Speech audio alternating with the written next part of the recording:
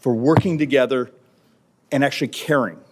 This has been one of my fixations for years and years and years, and I'm sure it is for you too. Yes.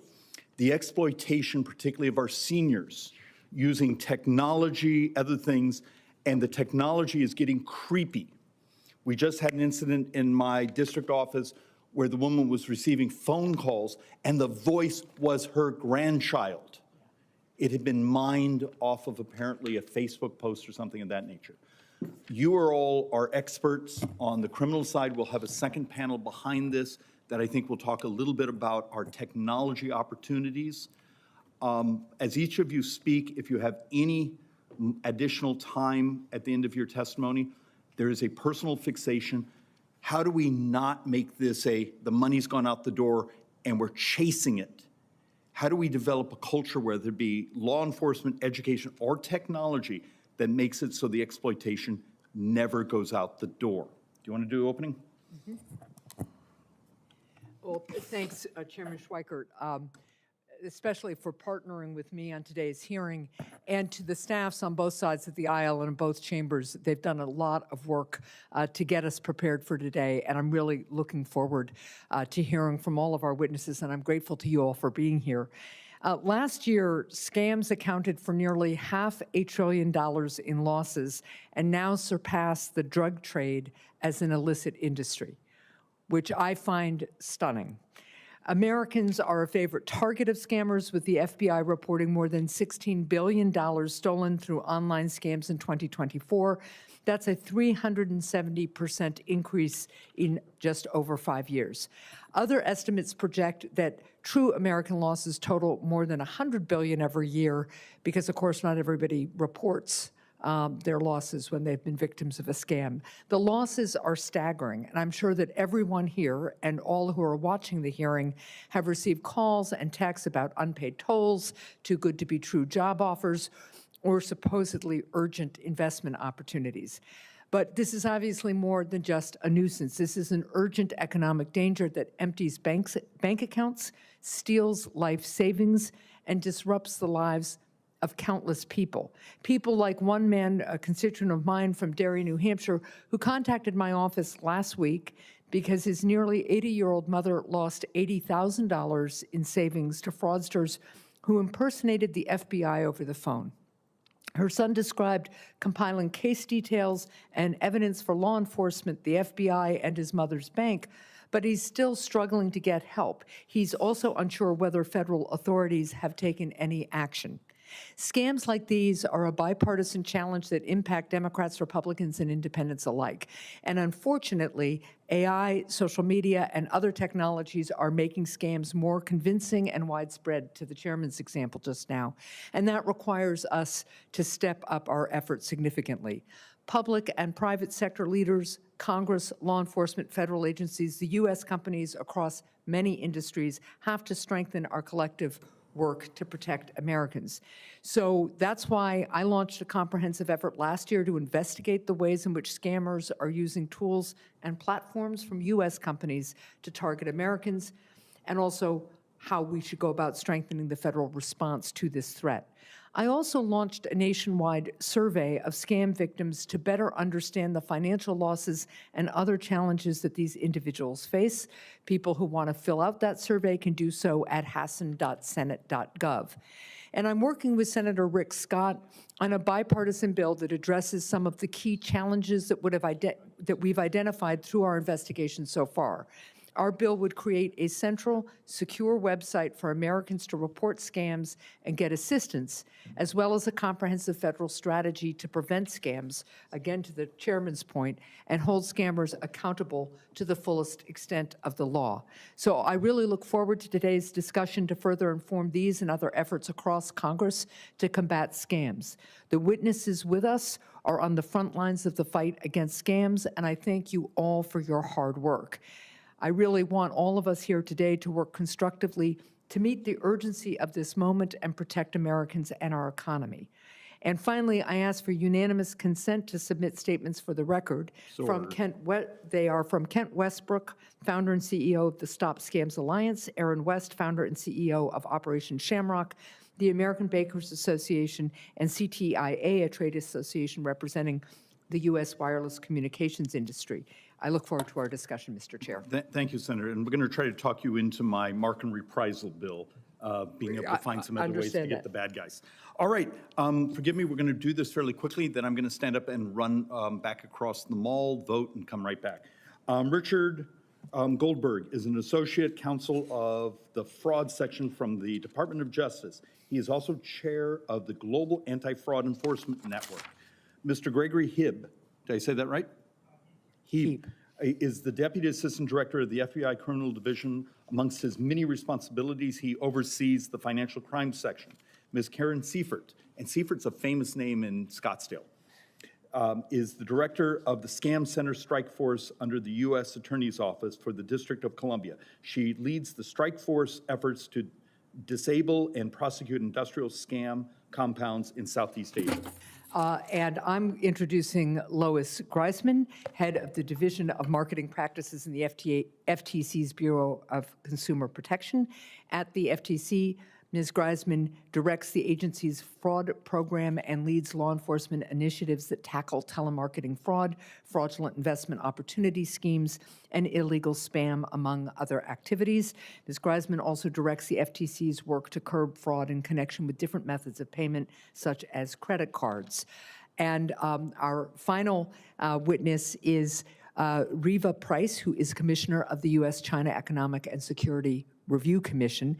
The commission monitors, investigates, and reports to Congress on the national security implications of the bilateral trade and economic relationship between the United States and China, and provides recommendations where appropriate. So again, welcome to all our witnesses, and Mr. Goldberg, we will start with your testimony, please. Thank you very much for having us here today. My name is Richard Goldberg. I'm an associate counsel with the fraud section of the U.S. Department of Justice. Cryptocurrency investment fraud schemes have been growing at an alarming rate for years, victimizing Americans in every part of the country. One leading blockchain analysis platform estimates that $17 billion was stolen globally in cryptocurrency scams in 2025. In the U.S., our statistics come from victim reports filed with the FBI's Internet Crime Complaint Center, or IC3. In 2024, IC3 recorded over $5.8 billion in loss to cryptocurrency investment fraud. Year-over-year growth in cryptocurrency victimization shows a 154% increase in the number of complaints and 92% increase in the amount of loss recorded. Where does cryptocurrency investment fraud come from? Southeast Asia is a hub of this scam activity, with Burma, Cambodia, and Laos hosting large-scale compounds devoted to fraud. The compounds often are filled with trafficked and enslaved persons held against their will, who are beaten if they do not make enough money from their victims. In the compounds, the trafficked victims are trained to scam and ordered to target Americans to steal their wealth. The masterminds behind these operations are believed to be Chinese organized crime syndicates enabled by lack of government regulation in the country where the scam compounds are found. On March 6, 2026, the President issued an executive order that directly addressed this threat, entitled Combating Cybercrime, Fraud, and Predatory Schemes Against American Citizens. Through this EO, the President is unleashing every available tool to stop foreign-backed criminal networks that exploit vulnerable Americans through cyber-enabled fraud. The U.S. will not simply play defense. The nation will use its offensive capacity to dismantle the organized crime groups at the heart of these scams. Over the past several years, the Department of Justice has substantially increased its fight against cryptocurrency investment fraud schemes, the scam compounds that perpetrate the crimes, and the networks that launder their fraud proceeds. Many department components and U.S. attorneys' offices across the country have brought complementary cases against South Asian scam center operators and facilitators. One sterling example is the Scam Center Strike Force, conceived and founded by the U.S. Attorney's Office for the District of Columbia, under the leadership of U.S. Attorney Jeanine Pirro. In a few moments, my colleague, Karen Seifert, will provide additional detail about this strike force, which combines the prosecutorial resources of the U.S. Attorney here in D.C. with those of the department's criminal division. The strike force is doing superb work fighting the battle against scam centers, but it is not acting alone. For example, in October 2025, the department's National Security Division and the U.S. Attorney's Office for the Eastern District of New York unsealed an indictment charging PRC and Cambodian national Chen Zhe, the founder and chairman of Prince Holding Group, for allegedly directing forced labor scam compounds in Cambodia. At the same time, the department announced it had seized and filed a complaint to forfeit Bitcoin then valued at approximately $15 billion, representing the criminal proceeds of Chen Zhe's fraud and money laundering schemes. This was the largest cryptocurrency seizure in history. These are only a few examples of the department's efforts against scam centers that are devastating American households. The Department of Justice is unwavering in its commitment to halt cyber-enabled scams. With the recently issued executive order, we are confident that all components of the federal government will join together to achieve maximum disruption of South Asian scam centers. The DOJ is committed to assisting the agencies tasked with implementing the President's executive order. We thank Congress for bringing attention to this problem and look forward to discussing ways that together we can enhance the nation's capacity to achieve justice for victims and prevent harm to additional Americans. Thank you very much, Mr. Goldberg. Mr. Heeb, you're recognized for your testimony. Thank you, Senator. Good afternoon, and thank you very much for having me here today. My name is Gregory Heeb. I'm the Deputy Assistant Director of the Criminal Division of the FBI. I appreciate the opportunity to speak with you today about the FBI's efforts to combat overseas scam compounds. Over the past decade, the FBI's Internet Crime Complaint Center, or IC3, has reported exponential growth in the victimization of U.S. citizens from cyber-enabled fraud. That is fraud that is carried out through the use of the internet or other digital technologies. Last year alone, the FBI's IC3 received over 450,000 cyber scam-related complaints, with reported losses exceeding $17.7 billion. That's in 2025. While all Americans are affected, adults aged 60 and older accounted for approximately a quarter of the complaints filed and 42% of the losses. Unfortunately, we know these figures are likely much higher, as victims often do not file reports due to embarrassment, fear of losing their independence, or because they didn't realize that they had been victimized. The impact on victims can be devastating, as many lose their retirement savings, their home, or their entire life savings. Victims often experience shame, isolation, depression, and lasting psychological harm. These scams are successful because they rely on social engineering, which is the use of psychological manipulation to create heightened emotion and a sense of urgency, and even play on feelings of isolation. The scammers have become very adept at exploiting a victim's trust and respect for authority. Increasingly, the scammers are also using artificial intelligence to enhance their credibility through deep fake voice, video, and image technology, as well as to create grammatically correct correspondence. In recent years, the FBI has observed a significant rise in reported losses tied to online scams, including tech support, romance scams, and cryptocurrency investment fraud schemes. Much of this activity can be traced to organized operations based in parts of Southeast Asia. The FBI has been aggressively combating these scams on every front. We rely upon our international presence, our skill at advancing aggressive, complex enterprise investigations, our public awareness campaigns, and our partnerships, including with the United States Attorney's Office, District of Columbia Scam Center Strike Force.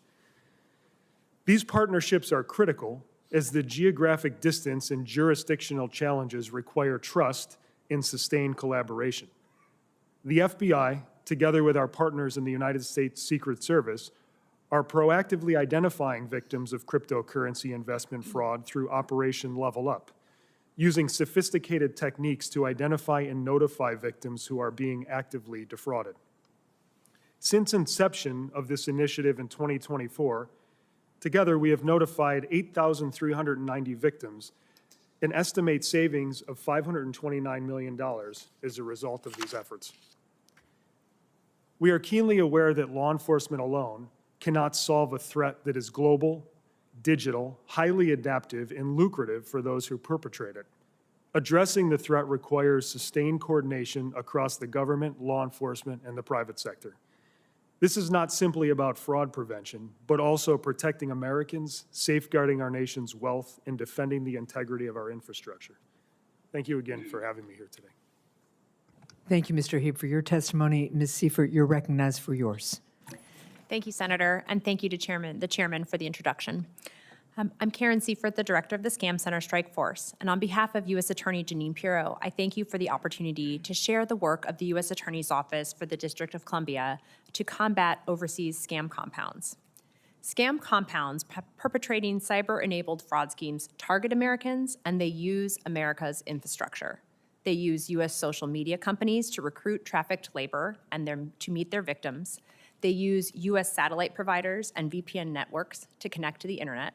They use American data storage companies to store their training documents, and they use American-hosted .com websites to defraud their victims. In Southeast Asia, the masterminds behind this nearly $40 billion per year industry are Chinese organized crime syndicates. This threat has created a generational wealth transfer from Main Street America to the Chinese transnational organized crime syndicates. Last year, U.S. Attorney Pirro launched a first-of-its-kind Scam Center Strike Force. The Strike Force focuses on investigating and disabling the worst industrialized scam centers operating in Southeast Asia, specifically those in Cambodia, Burma, and Laos. The Strike Force's 4 main goals are as follows. First, to seize and disable U.S.-based infrastructure that is the manner and means of scam compound operations.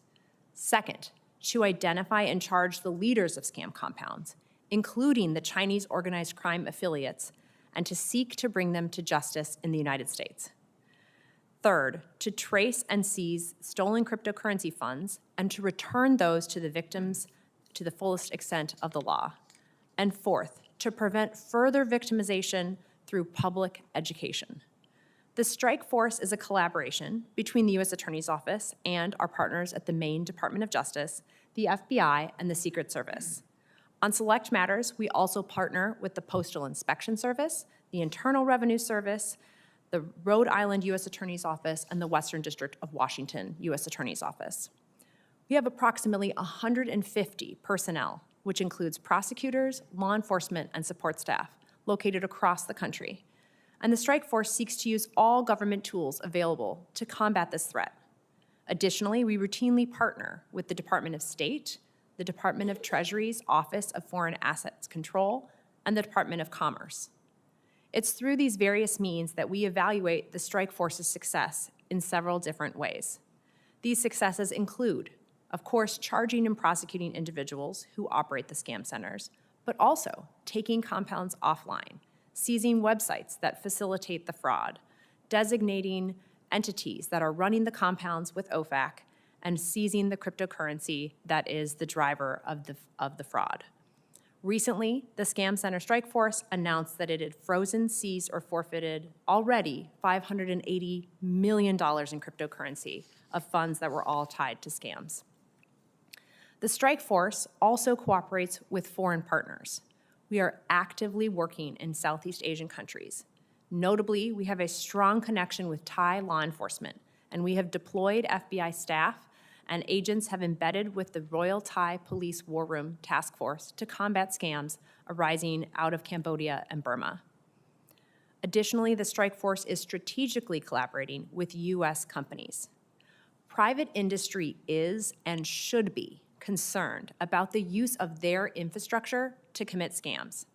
It degrades the trust in these networks that Americans have. The strike force works proactively with private companies to cut off scam centers' access to U.S. infrastructure and to identify the networks of perpetrators that are using U.S. infrastructure. The strike force is also committed to education of Americans, especially of older Americans and their families, about how to identify and stop scams. We are collaborating with the Postal Inspection Service and private industry regarding a wide public education campaign. U.S. Attorney Pirro has made multiple public service announcements, given keynote speeches at conferences, and engaged the U.S. press to attempt to get the word out about this threat. We look forward to continuing this critical work with your support. Thank you very much. Ms. Greisman, you're recognized for your testimony. Good afternoon, Senator Hassan, and I appreciate your kind introduction. I'm Lois Greisman, Associate Director of the Division of Marketing Practices at the FTC's Bureau of Consumer Protection. We appreciate the opportunity to appear before you today to discuss the Commission's efforts to combat fraud. Please note that my oral presentation and any responses to questions are my own and do not reflect those of the Commission or any individual commissioner. Fighting fraud is at the core of the FTC's consumer protection mission. Consumer reports, also referred to as consumer complaints, provide a fundamental underpinning of the FTC's fraud program. The reports are stored in the Consumer Sentinel Network, a unique, secure online database that the FTC makes available to its law enforcement partners across federal, state, local levels, as well as some international partners. Notably, the Sentinel Network receives reports from nearly 180 different data sources, including IC3, of course, other government groups, industry, and consumer groups. In 2025, consumers submitted 3 million fraud reports to the Sentinel Network, reporting $15.9 billion in losses. And as noted by my colleagues and in their testimony, underreporting, and as you noted, underreporting is serious. We know that fraud losses are actually a fraction of what is going on out there. So from the Sentinel data, we know that imposter scams, government and business imposters, top the list since 2020. In 2025, the Commission received over 1 million reports about imposter frauds, with consumers reporting more than $3.5 billion in losses. And also consistent with the written testimony of my colleagues, aggregate consumer loss is greatest in connection with investment scams. In 2025, consumers reported more than $7.9 billion in losses, with an average individual loss of more than $10,000. So the FTC analyzes the Sentinel data to identify targets and also to build cases. In fiscal year 2025, the Commission brought more than 40 law enforcement actions. One such case was against defendants in IM Mastery Academy for allegedly operating an investment training and business venture scam that's taken in over $1 billion from consumers around the world. To address cross-border fraud, the FTC has focused law enforcement efforts on entities that facilitate scammers' ability to harm U.S. consumers. For example, the FTC entered into a settlement with Paddle, a UK payment processing company operating in the U.S. FTC alleged it was unlawfully providing services to tech support scammers operating in Cyprus. Further, to level the playing field for AI innovation, the FTC has sued companies that make false claims about the power of their artificial intelligence tools to turbocharge illegal money-making opportunities, claiming that with those tools, consumers can make significant money. Shifting gears, law enforcement education and outreach complement our law enforcement work. The FTC makes a wealth of materials available to the public. These include webinars, videos, blogs, data spotlights, all of which inform consumers about romance scams, investment scams, debt relief frauds, tech support schemes, to name but a few. Collaboration across government and among all stakeholders is equally critical. For example, in 2024, FTC and DOJ coordinated a government-wide education campaign to combat government in-person scams. This was done in connection with the World Elder Abuse and Awareness Day. We will do so again this year, adding many partners to coordinate a campaign that will focus not only on government impersonation, but also business impersonation. And of course, in connection with the President's March 6 executive order, we welcome the opportunity to assist our federal colleagues in combating international cyber-enabled fraud. Thank you, and I look forward to your questions. Thank you, Ms. Greisman. And now, Ms. Price. Ranking Member Hassan, thank you for the opportunity to testify on the evolving threat of Chinese-linked scam centers. My remarks draw on the U.S.-China Economic and Security Review Commission's recent work, including 2 reports, travel to Southeast Asia, and recommendations for Congress to protect American savings and U.S. national interests. Chinese criminal networks operate industrial-scale scam centers that steal tens of billions of dollars annually. This is a massive criminal enterprise, which, as you have mentioned, rivals the global drug trade in scale and sophistication. For example, while estimates vary, scam centers in Burma, Cambodia, and Laos alone generated approximately $44 billion, about 40% of those countries' combined GDP. Many of these Chinese criminal syndicates have spread throughout Southeast Asia with at least implicit backing from elements of the Chinese government. In some cases, known criminal groups have invested in projects linked to China's Belt and Road Initiative alongside China's state-owned enterprises. We have also seen criminal leaders who appear to have gotten a pass by promoting messaging and other activities aligned with Chinese Communist Party priorities. At the same time, Beijing has used the scam crisis to expand its regional influence. Under the guise of cracking down on scams, China has pressured countries to agree to a greater role for Chinese security forces and has had success in Laos, Cambodia, and even U.S. ally Thailand. This inside-out strategy gives China greater leverage over the internal security apparatus of other countries. Chinese security forces have also confiscated electronic devices with Americans' personal data from raids on scam compounds. Initially, many scams targeted Chinese citizens in so-called pig butchering scams, the Chinese translation for winning a victim's trust to ultimately convince them to hand over a large sum of money. To its credit, China has cracked down on these operations, but it has done so selectively, largely turning a blind eye to scam centers victimizing foreigners. As a result, the Chinese criminal syndicates have been incentivized to shift towards targeting Americans in, quote, foreign butchering scams. To illustrate this point, in 2024, losses from online scams in China declined by about 30%, while losses in the United States increased by roughly 40%. Americans are now among the top targets of China-linked scam centers, with at least $10 billion lost to online scams in 2024 alone. The problem has also been evolving rapidly. As has been mentioned, scam center operations are now being turbocharged by artificial intelligence. AI allows criminals to create more convincing personas, tailor content, and operate across languages, all at scale. At the same time, cryptocurrency is increasingly used both to defraud victims and to launder illicit proceeds.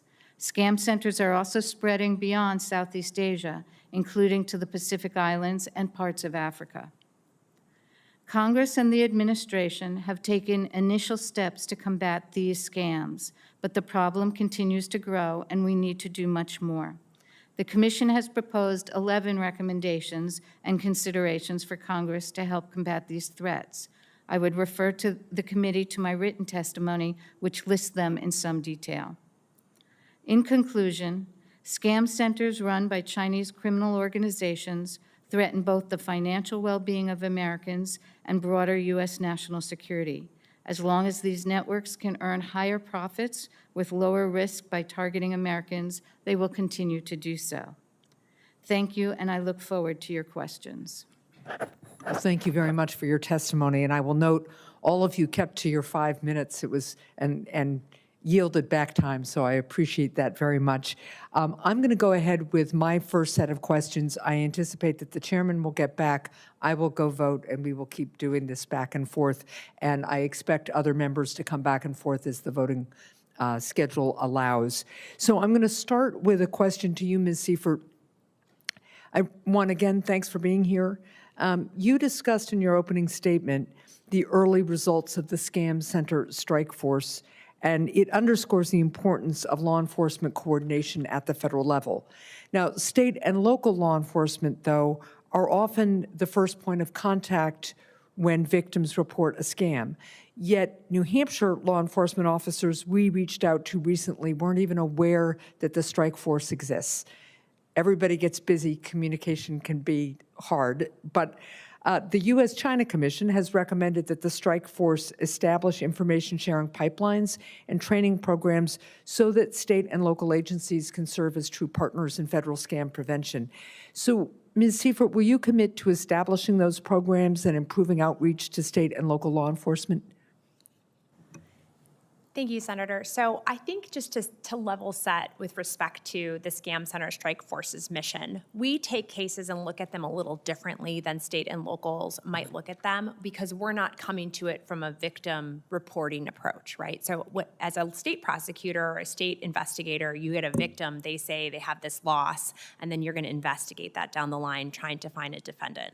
We're turning that model on its head. So we're starting from the concept that the overseas industrial scam compounds are operating in an open and notorious fashion. We have, in our targeting, identified the ones that we determine through various means and sources to be the worst offenders, and by that I mean the highest level of volume directed at Americans. And once we start targeting that particular group, right, or that particular cell, we start looking at what are the scams that are being run out of that compound. Once we do that, what we then do is go back and we'll say, let's say we find a scam compound and it has 10 websites that they have run as part of their scam to collect cryptocurrency. We'll run that through the IC3 database, and then we'll pull in every victim that has reported that information. But without, and I appreciate that, and that's a very helpful overview. But look, without coordination, here's what victims are looking for. I've talked to a bunch of them in my state. I've talked to a bunch of law enforcement. And in New Hampshire, the partnership with the Secret Service has been very helpful, right? But what we are looking for and what my constituents are looking for is who do I contact and how do I get my money back? And how will they know about my case? And that one of the things is we have lots of potential reporting locations. And I do think, despite what you just outlined, it would be very helpful that you really collaborate with state and local law enforcement on the ground, because as important as the work you're doing to go after the overall criminal organizations, we have to have coordination on the state and local level too. So I hope very much that we can talk some more about the best ways to do that. Does that sound like a reasonable approach? Absolutely, and I will just note that we do work primarily with FBI through our elder fraud initiatives and through other initiatives where FBI has task force officers who are embedded with them. And so we do get some exposure to state and local. Our initiative in DC is very focused on the overseas defendant for a lot of reasons to deal with venue in the District of Columbia. I understand that. And so that's why we haven't had that pathway so far. Well, let's continue to talk about that, because one of the great frustrations I hear on the ground is there are any number of places to report. Our state and locals are they're overburdened with obligations too, although they are developing some pretty significant expertise because of the range of the crimes against their citizens. But let's continue to focus on that moving forward. To Mr. Heeb and Ms. Greisman, according to the Government Accountability Office, 8 different federal agencies receive scam-related consumer complaints. So this goes to the point we were just talking about.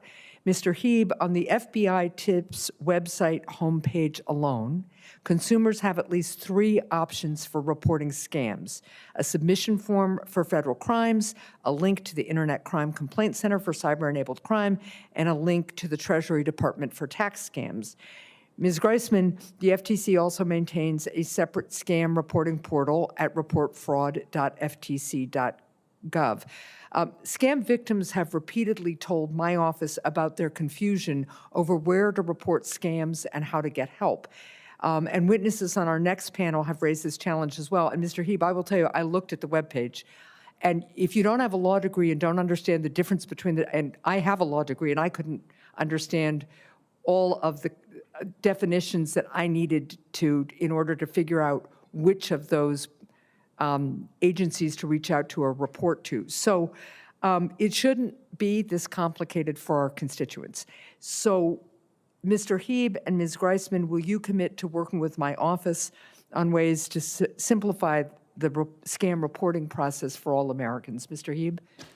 Senator, yes, absolutely. Okay. It is confusing. Yeah. And I think we've made a concerted effort over the years to really put the Internet Crimes Complaint Center out there front and center. And really, that is the single, as far as the FBI is concerned, the repository for that information. We do communicate regularly with our partners to share information. So I think the public should understand that if they were to provide it to one entity, it's not lost with that one entity. We put a lot of effort and energy into sharing that information, but I agree with you. Yeah, let's work on that. Ms. Greisman? Thank you. Yes, of course, we commit to making it easier for consumers to report. I will put a selfish pitch in for Sentinel, though, because it receives data from, as I mentioned, more than 100 different data sources, including Better Business Bureaus, State Attorney's General Office, IC3, Postal Inspection, a lot of industry, and it is available directly to law enforcement at the state, federal, and local level. Okay, well, we can continue to work on that. I will let you know that the bill that I have with Senator Scott from Florida would create one single national reporting portal where victims can report scams to the federal government and have those reports forwarded directly to the appropriate federal and state law enforcement entities. And we obviously want to work with you on that legislation to make sure that it meets the need. Make sense? Thanks. Mr. Heeb, an additional follow-up. As I shared in my opening, one of my constituents reported to many entities a scam that stole from his mother, yet he has struggled to get a response from federal law enforcement, which really is another example of the lack of clarity that many Americans face. Can you commit to working with my office and reaching out to this constituent this week? Yes, we can, Senator. Thank you. Send me that information, I Sure. will take care of that. Great. Okay, question to Commissioner Price, Ms. Seifert, and Ms. Greisman. So first to Commissioner Price, there is widespread acknowledgement that AI enables international scam compounds to vastly increase the scale and effectiveness of their operations. I think you all have touched on that. And I'm exploring this issue through a bipartisan investigation. Aside from AI, though, there are other technologies from U.S. companies that international scammers use to perpetrate their scams, whether through internet services or phishing campaigns over text. How have scam compounds used tools and platforms from internet service providers, the telecommunications industry, and/or other U.S. industries to target Americans?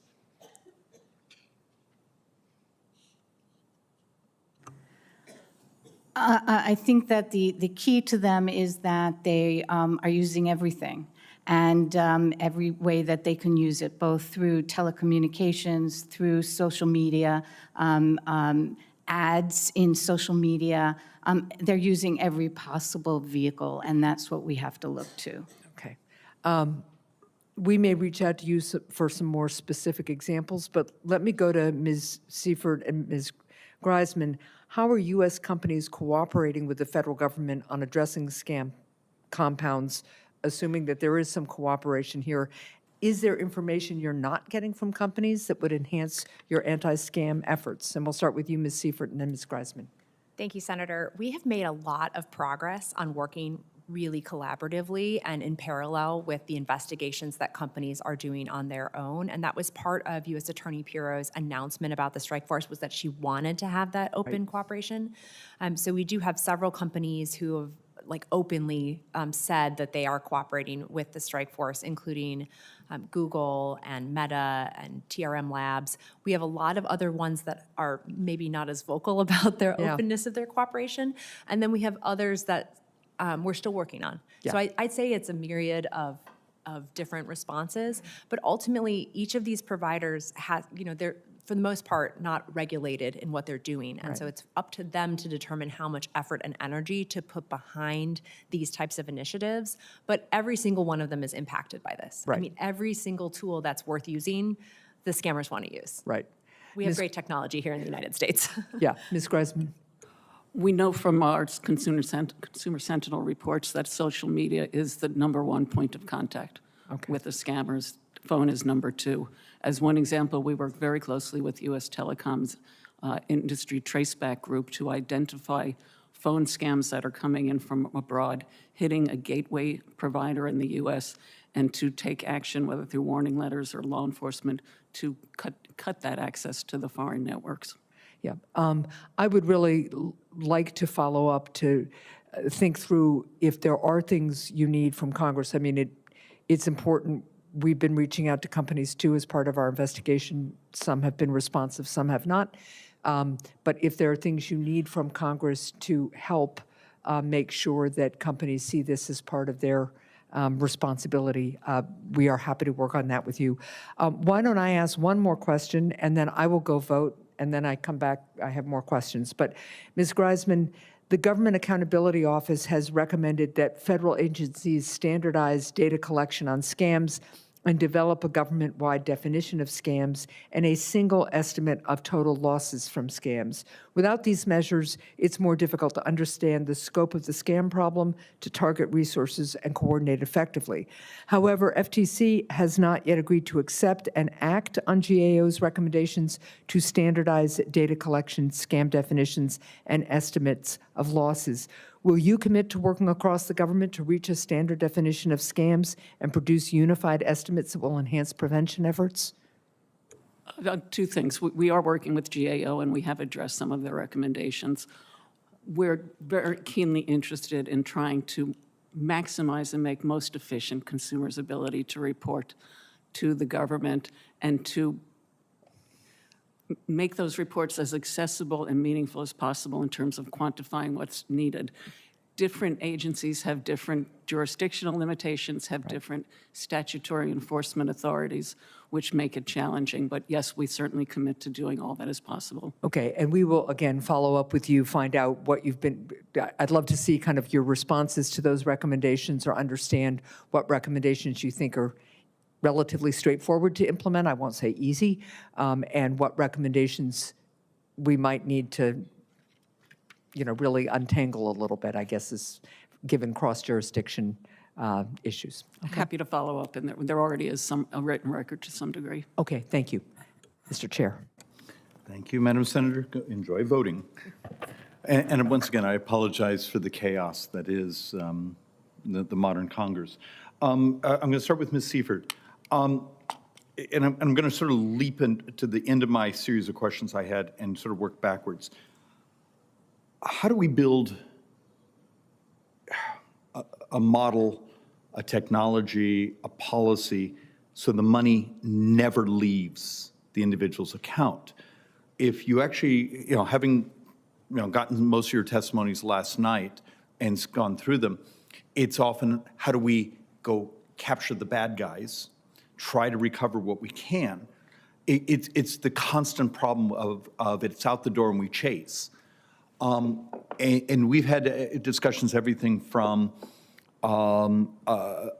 family agreements for those who are older, saying with the financial institution that if it's over $5,000, another family member needs to be touched to issue that, to some sort of warning methodology.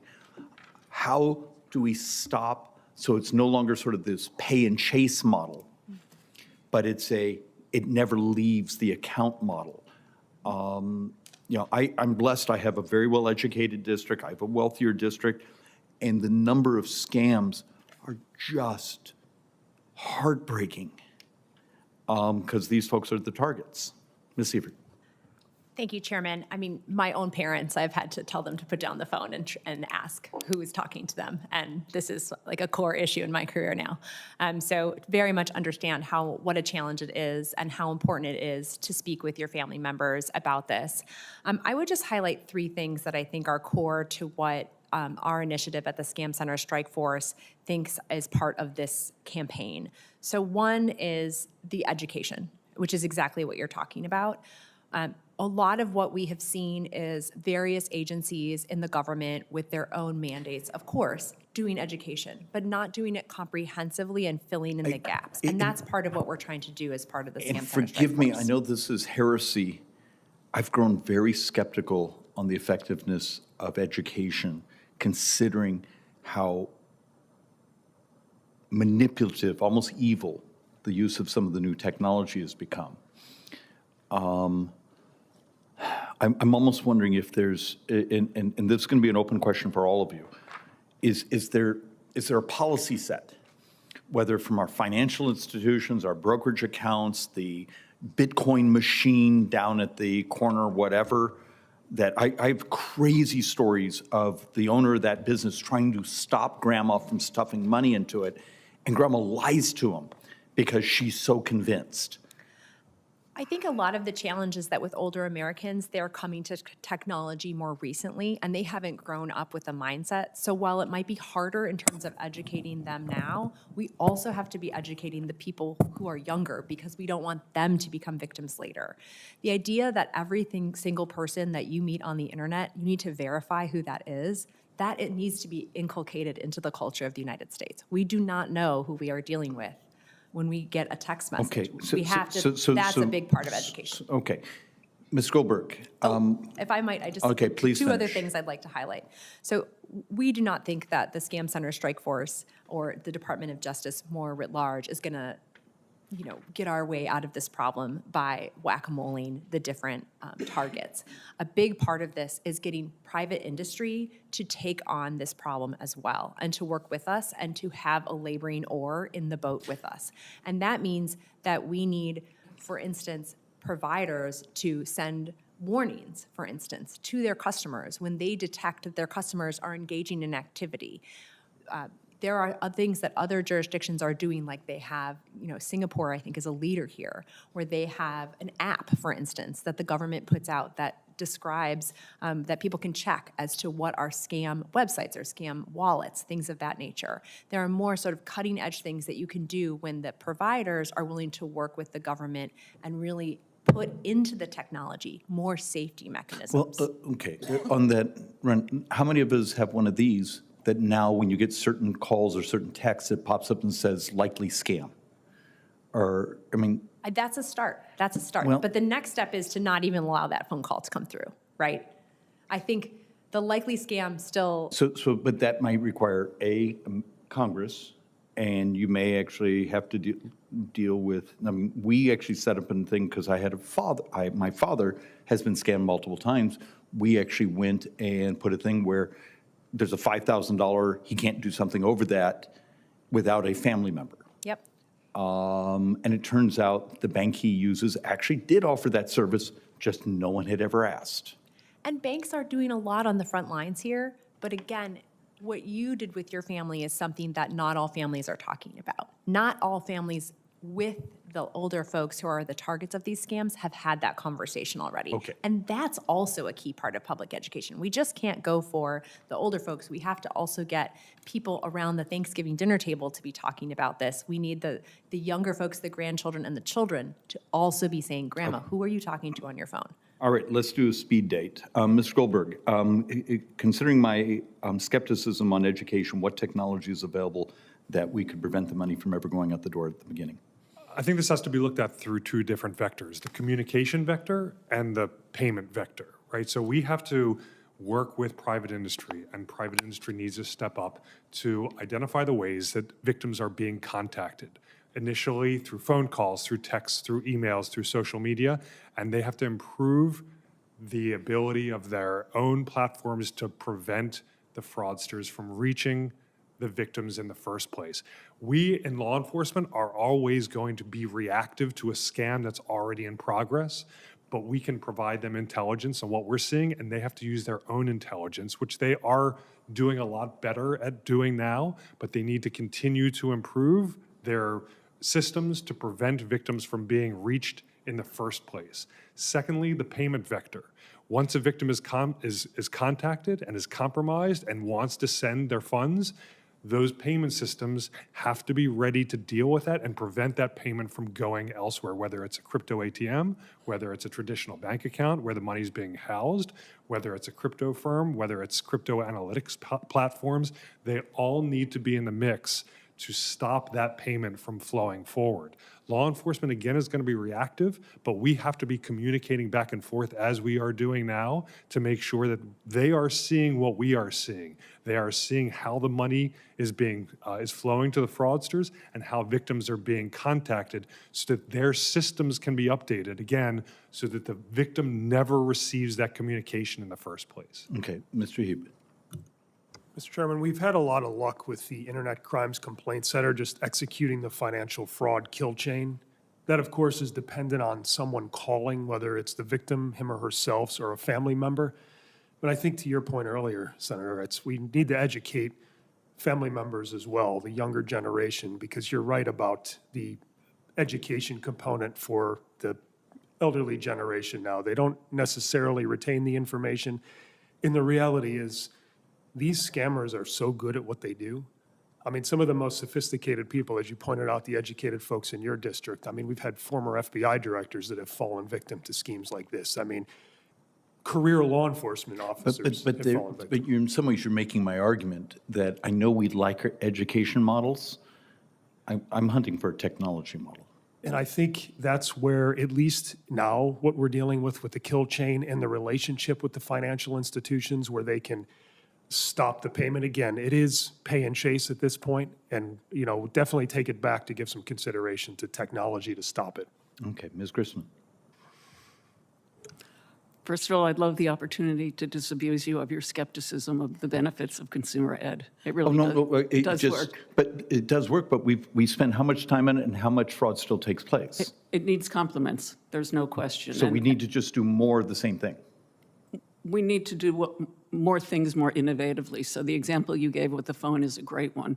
Years ago, the FTC held a series of challenges under the America Competes Act precisely to spur industry to develop technological solutions, call blocking solutions, so that maybe the call will get through, but it'll say spam alert, or it'll say give some sort of warning. We recently held a similar challenge to industry to develop technologies that would identify whether something is a voice-cloned telephone call. You see, those are technology solutions. How do I make, as the kill chain word, which it's an interesting one, how do we help that saying it never contacts my phone? We give permission and it never hits us. That's a different approach to using to how you use the technology. The technology probably is there to totally block a call. There are other factors that are taken into account. I mean, there are working groups. For example, the FTC under the Stop Senior Scams Act formed a series of committees, one of which was to look at technological solutions that would minimize the impact of fraud targeting older adults. There are various working groups trying to create better information sharing among industry sectors. Could you help me, if you can just either give me the link, because I want to read whatever they've written. Look, this is a plague on our society. You guys are doing amazing work. We need to get this down to zero. That always has to be the goal. Happy to share with you what we've done. That report would help. Ms. Price. The commission has made several suggestions along these lines, several of which were alluded to already.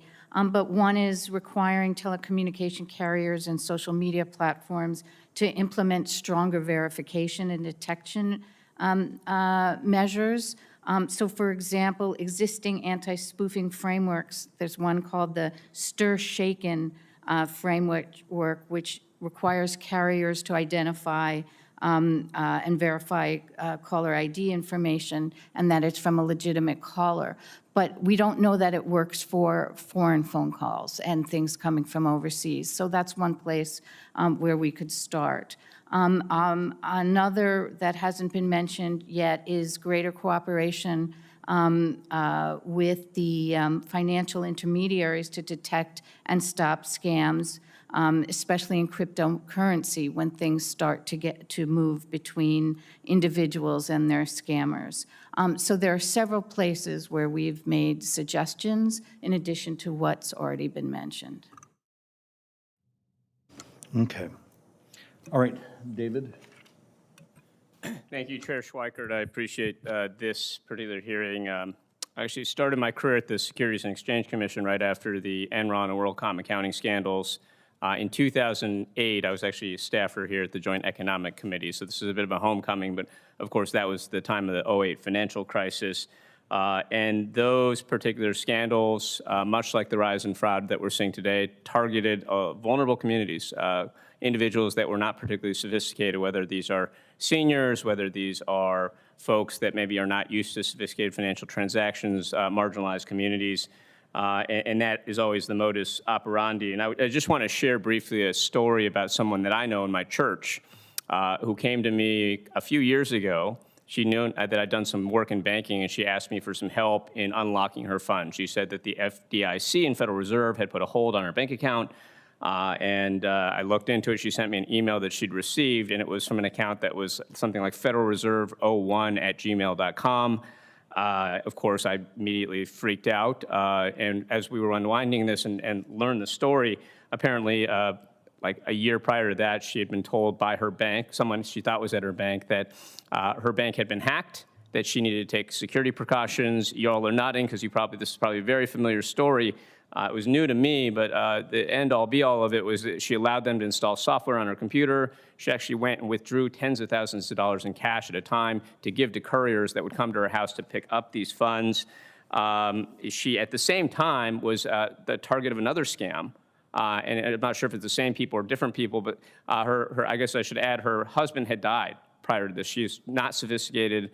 Her husband had handled all the financial aspects of their relationship, so completely unsophisticated. She fell in love with someone she met online. Unclear how she was introduced to this person, but she'd never met this person. Was convinced by him to send money to a bank account to help buy a house. By the time I'd gotten involved, she had basically given away all her money. The only thing she had left was her house, and of course these scumbags were trying to get her to sell the house, give the rest of that money to purchase a home in Australia to move in with this person who, of course, probably didn't exist. And unfortunately, that is one of many, many sad stories that I've heard over the years, and I'm sure you've heard thousands of these. And these are getting increasingly complex. We heard you all talk about the rise of AI, just how sophisticated a lot of these fraudsters are. And when I talked, I just actually had a local law enforcement roundtable this past weekend. And this is a top concern, is senior scams, the rise of sophisticated people from around the world targeting people in Orange County, California, where I represent. And one of the key things that was emphasized over and over was the need to have more interagency cooperation, but also more cooperation between local, state, county, and federal authorities, and trying to make that work in practice was difficult. And I'll just add, and I know you can't comment on this, I believe that events over the last 15 months have also made this very, very challenging. The massive cuts to CFPB, to DOJ, and key segments of that, I know have made things challenging. I hear from my constituents all the time. I was shocked to see Margaret Ryan step down as the director of SEC enforcement last week, claiming that she was being barred or deterred from investigating associates of Donald Trump, whether it's his family or friends, to see that I think at this point 70 individuals who are donors to Donald Trump in various forms have been pardoned for financial crimes. And all of this, I think, complicates what you all are trying to do. But I guess my question for you all, and maybe I will start with you, Mr. Goldberg, is just on the theme of interagency cooperation, what concrete steps do you think we should be trying to implement here in Congress to help facilitate? Because these fraudsters operate, they don't care where their jurisdictions are, but it's very challenging oftentimes, whether it's local police or the FBI, to kind of figure out how to make things work. Thanks for your question. So the federal government is working across all agencies in an unprecedented way to face the threat that you've described. We hear the heartbreaking stories every day, and we are incredibly devoted to addressing them in as comprehensive of a manner as possible. The executive order that was issued about 2 weeks ago requires the federal government to work together in an unprecedented way to use the Treasury Department, the State Department, the Department of Justice, and all agencies at its disposal to address cyber and cyber-related, cyber-enabled fraud writ large. Through the strike force from the DC U.S. Attorney's Office, working with the Criminal Division, FBI, Secret Service, working across various industries, working with the Commerce Department, the Treasury Department, the State Department. Again, we are working together in a way that we have never done before. So I think I bring good news to you that the effort is widespread and all tools that could be considered are being considered to address this growing problem. Let me I'll just do one follow-up here. Mr. Heeb, particularly with respect to local law enforcement, a lot of local police local police departments don't always have the resources to be able to address these. Sometimes they don't know who to call at the FBI. What steps do you think should be taken to help facilitate that coordination between federal, state, and local, not just DC, but cities like Irvine and Newport Beach that I represent? Sure, Congressman. We have an Office of Partner Engagement in the FBI, and the primary mission of that office is to train our state, local partners, tribal, territorial partners as well.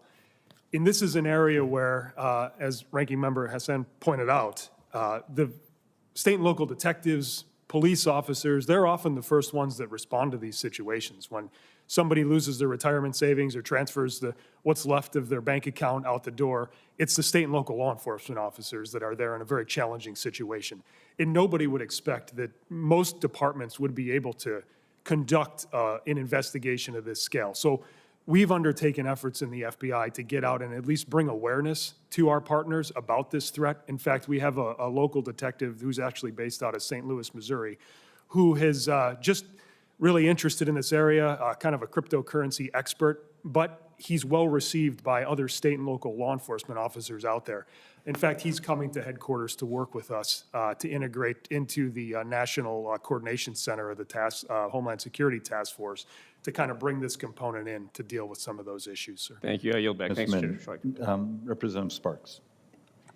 Thank you, Mr. Chairman. I kind of wanted to follow up with some of the questions that, we're dealing with this issue a lot. I had recently constituents issue that the elderly mother was defrauded hundreds of thousands of dollars in some three-star general abroad was kidnapped, and she was sending money to him, and his son just realized recently that's happened to her. I had a credit union came to me and they said they stop a lot of situations like that. They had the customer came and wanted to withdraw $50,000 to pay some tax on some win. She got it, and she almost was going to close account. They convincing her that it's defrauding, and actually asked, was it a senior person? No, they said person was in early 50s, so it's not just elderly people, and as the fraud is getting sophisticated, I had someone with identity fraud in my district, and they pretty much wiped out all her assets, and it was really difficult. And as you know, local law enforcement cannot deal with that, and a lot of time it's not even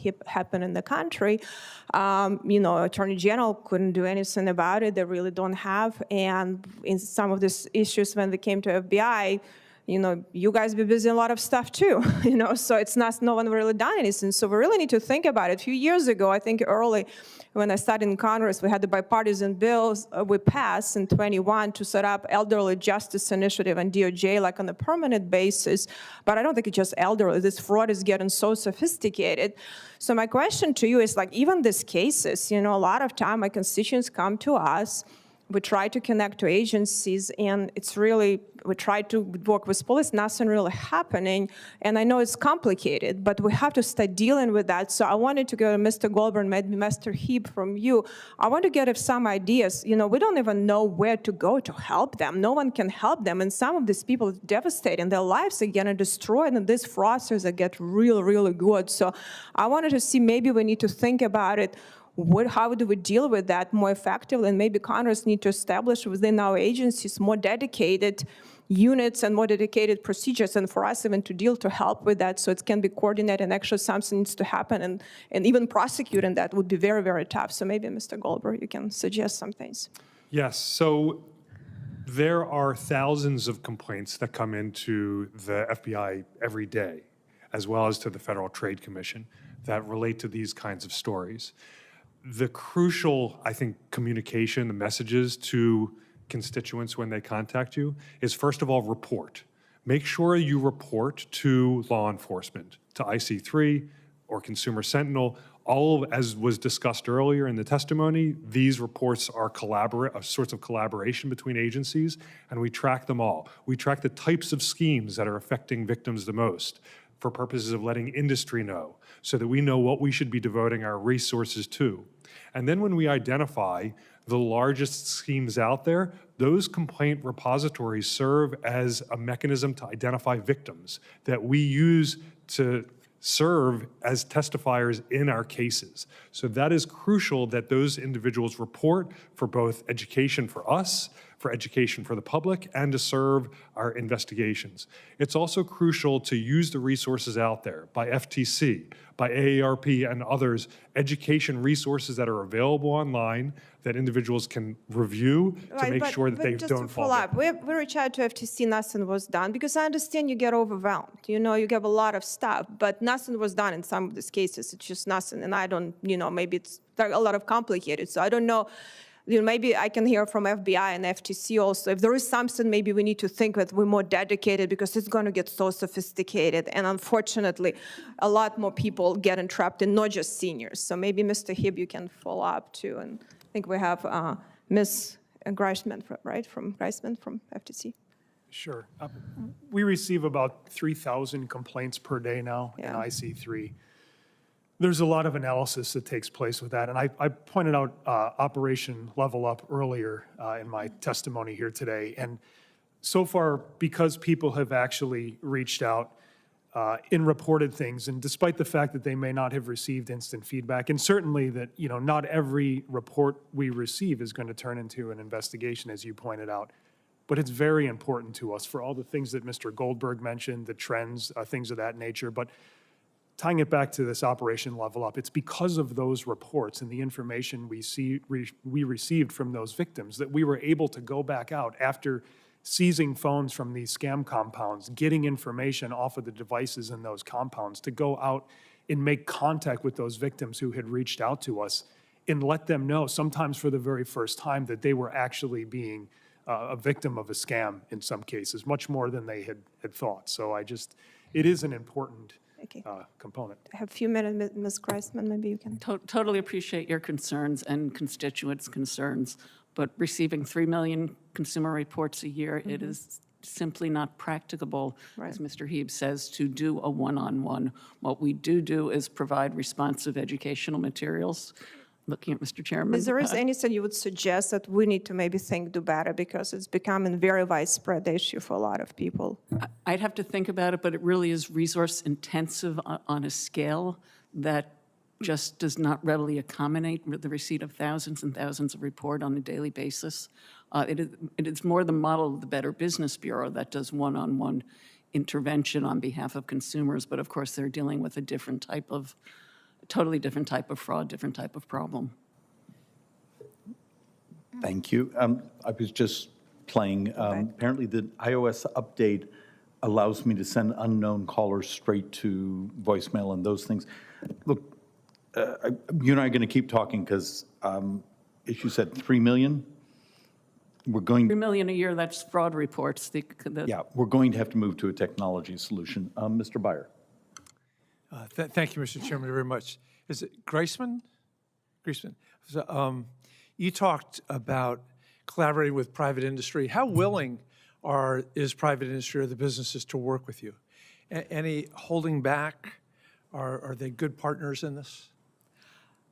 It can be uneven. It can be challenging. I mean, certainly when there is pressure from Congress, when there's pressure from the public, as was the case with the scourge of robocalls.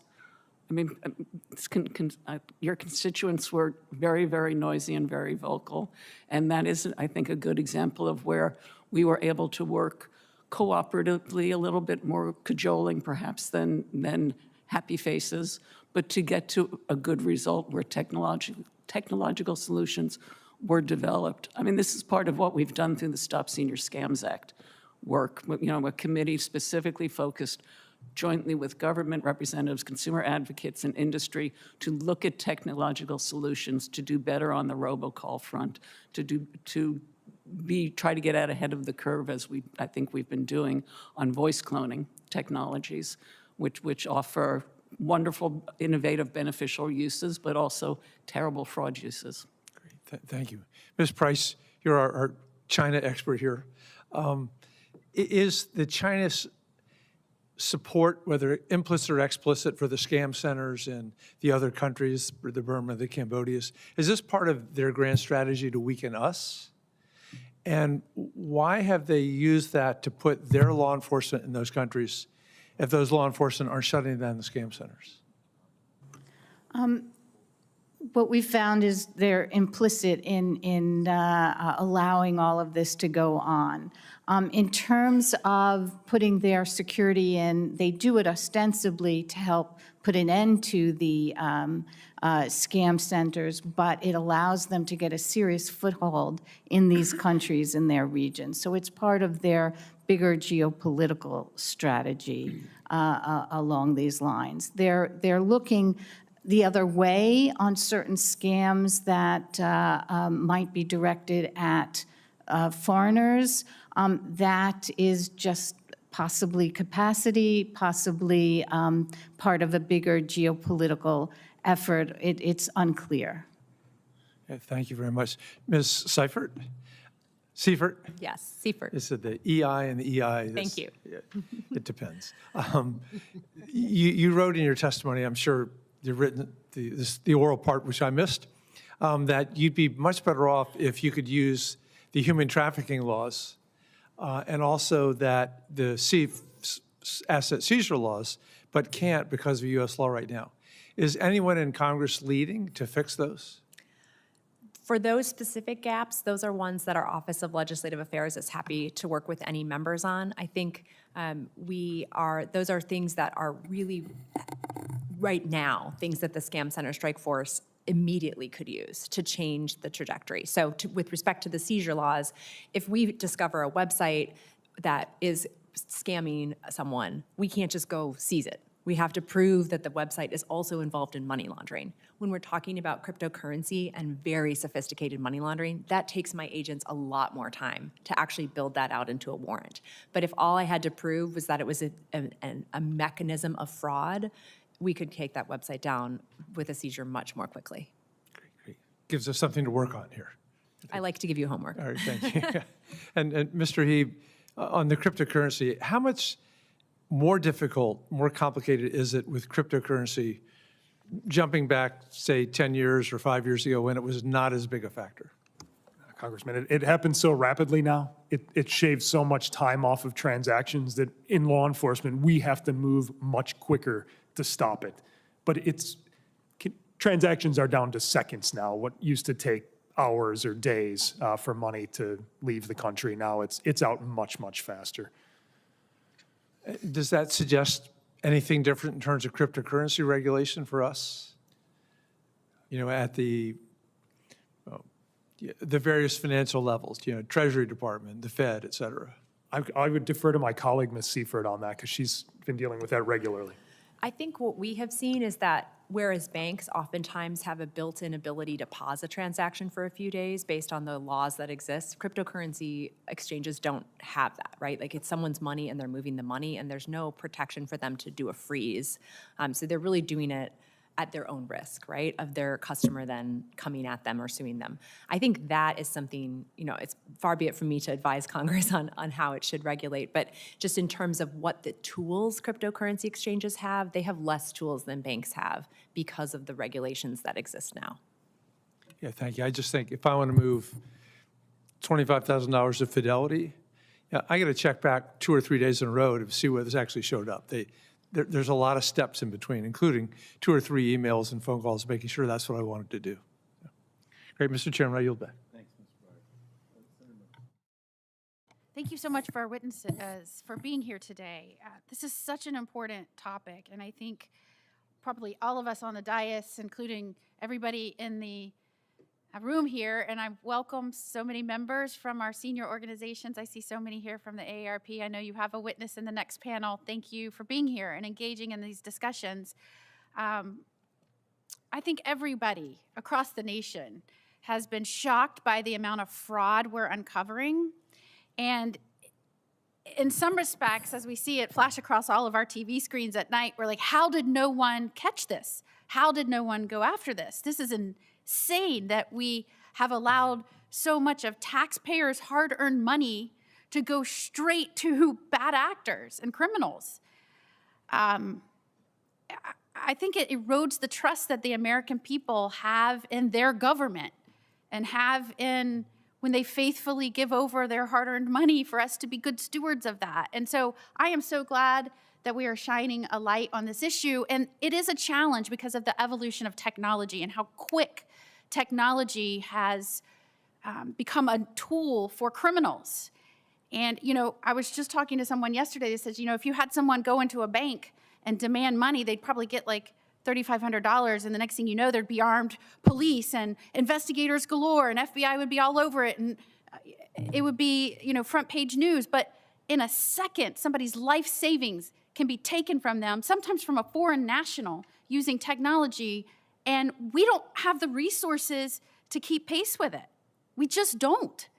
As Attorney General in Florida, I realized this very quickly, that just as we were screaming as parents, I still have a kid in school, and we were screaming that stranger danger, don't get into the van, don't go with a stranger, it doesn't work anymore because people are getting to your kids in their bedrooms through their computers. Same goes for economic crimes and fraud against our seniors and others, because you now have foreign nationals in other countries stealing life savings. You have people here in this country using technology in ways that are so easy to trick. I'll guarantee you, everybody in this room has been fooled at one time or another on one of these scams. So it crosses all economic barriers, all state lines. It is pervasive. And if you look at the numbers, we're not doing very well at keeping pace with it. So what I did in Florida, not only after developing a senior protection team that brought together various agencies, we created the first in the nation statewide cyber fraud team, which we trained our prosecutors, we trained our investigators, the statewide, on how do you go after somebody that scammed somebody of their life savings online? How would you even seize those assets that are in some ether world? Who would you even call if the foreign national is doing this from another country? And we learned quickly that once we had a synergy in place, and expert investigators and prosecutors in place, it amplified all of our cases. And we were able to see what may seem small, what the feds might not have even touched because it seemed small. Once we realized it was not just one senior, it was hundreds of seniors. Oh, all of a sudden the feds may touch that, but that never would have even been looked at because we don't have the resources, the manpower in place on the enforcement side to keep pace with the evolution of technology. And so, Mr. Heeb, I wanted to talk to you today about, you know, if you in our last meeting, I think in December, I said we need a fraud czar. This is so big, and it's not just healthcare. It's all these grant programs. It's so many areas, all kinds of fraud against seniors. We need a fraud czar. Well, thankfully, we just confirmed Colin McDonald as Assistant Attorney General for DOJ's National Fraud Enforcement Division. I'm so glad we now have a person focused on this. But we can't keep pace. Just last week, we indicted a foreign national for defrauding Medicare Advantage plans in California for over $90 million. $90 million. That's just one case. So I want to ask you, how can we amplify? So when we did that in Florida, it was the first of its kind. And we tried to work with the feds, but we didn't even have the right statutes in place to be able to get information we needed overseas. We were trying to use a patchwork of existing federal laws. How could we empower other states to come up with similar teams? And who would be the best people in the FBI or another federal agency that could coordinate and amplify those efforts? It's a great question. And we've been undertaking those efforts recently using our partners in local government. I mentioned earlier that there's a local detective in St. Louis who's he's an FBI task force officer, and I think that's an important component of this as well, is utilizing those task forces in each of our field offices to advance this, to kind of set up a model. And I think the FBI is well positioned to do that through our financial crime squads throughout the country in each of the 56 field offices, to bring folks together to that end. But as you pointed out, that's completely correct. once folks get together in a room and kind of take some of the mystery away of these investigations, things become a lot easier. And I think we need to capitalize on the relationship that exists in the field offices. There's so many folks since September 2001. But an FBI task force officer like that could be, that's one officer generally in one agency, and that's the person that they go to for everything from that drug deal that just went down, that counterterrorism assignment. They need to go track somebody for days, right? So we're never going to touch this if we just rely on the one task force officer in the one agency.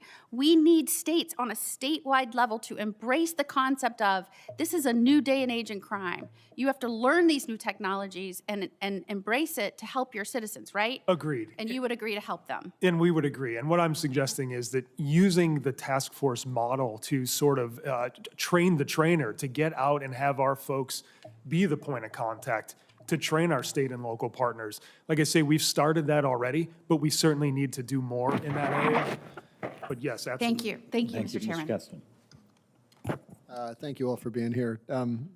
Ms. Seifert, maybe I'm just a child of the 80s, but I found myself chuckling when you were saying that, you know, the crypto firms don't have the tools that the banks have to slow down this movement. And I'd sitting there thinking of that scene in Say Anything when John Cusack asked all the guys, like, if you know so much about ladies, what are you doing sitting here by yourself at a convenience store late at night? He says, choice, man, conscious choice.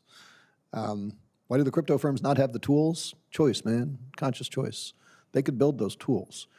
And, you know, I think if our goal was to design a system that was perfectly designed to launder money, transfer it out of the United States, get it out quickly where you can't trace it, anonymize it, run it, I couldn't do better than crypto.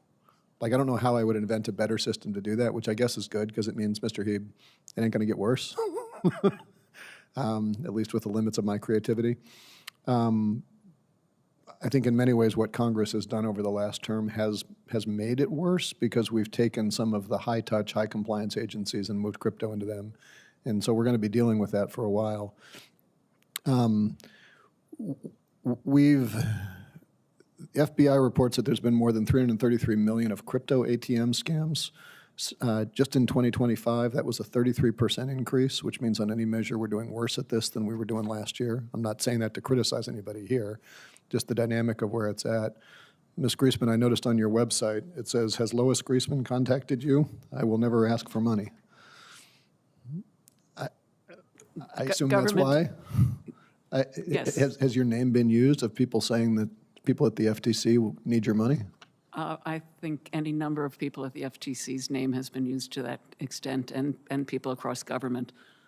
Imposter scams are the #1 scam they have reported to the FTC. That's been the case since 2020. I know a number of you, Mr. Goldberg, Mr. Heeb, Ms. Seifert, have mentioned that you could work with us on better regulation, and I hope we can follow up because we're going to use up all the time if we talk about it right now.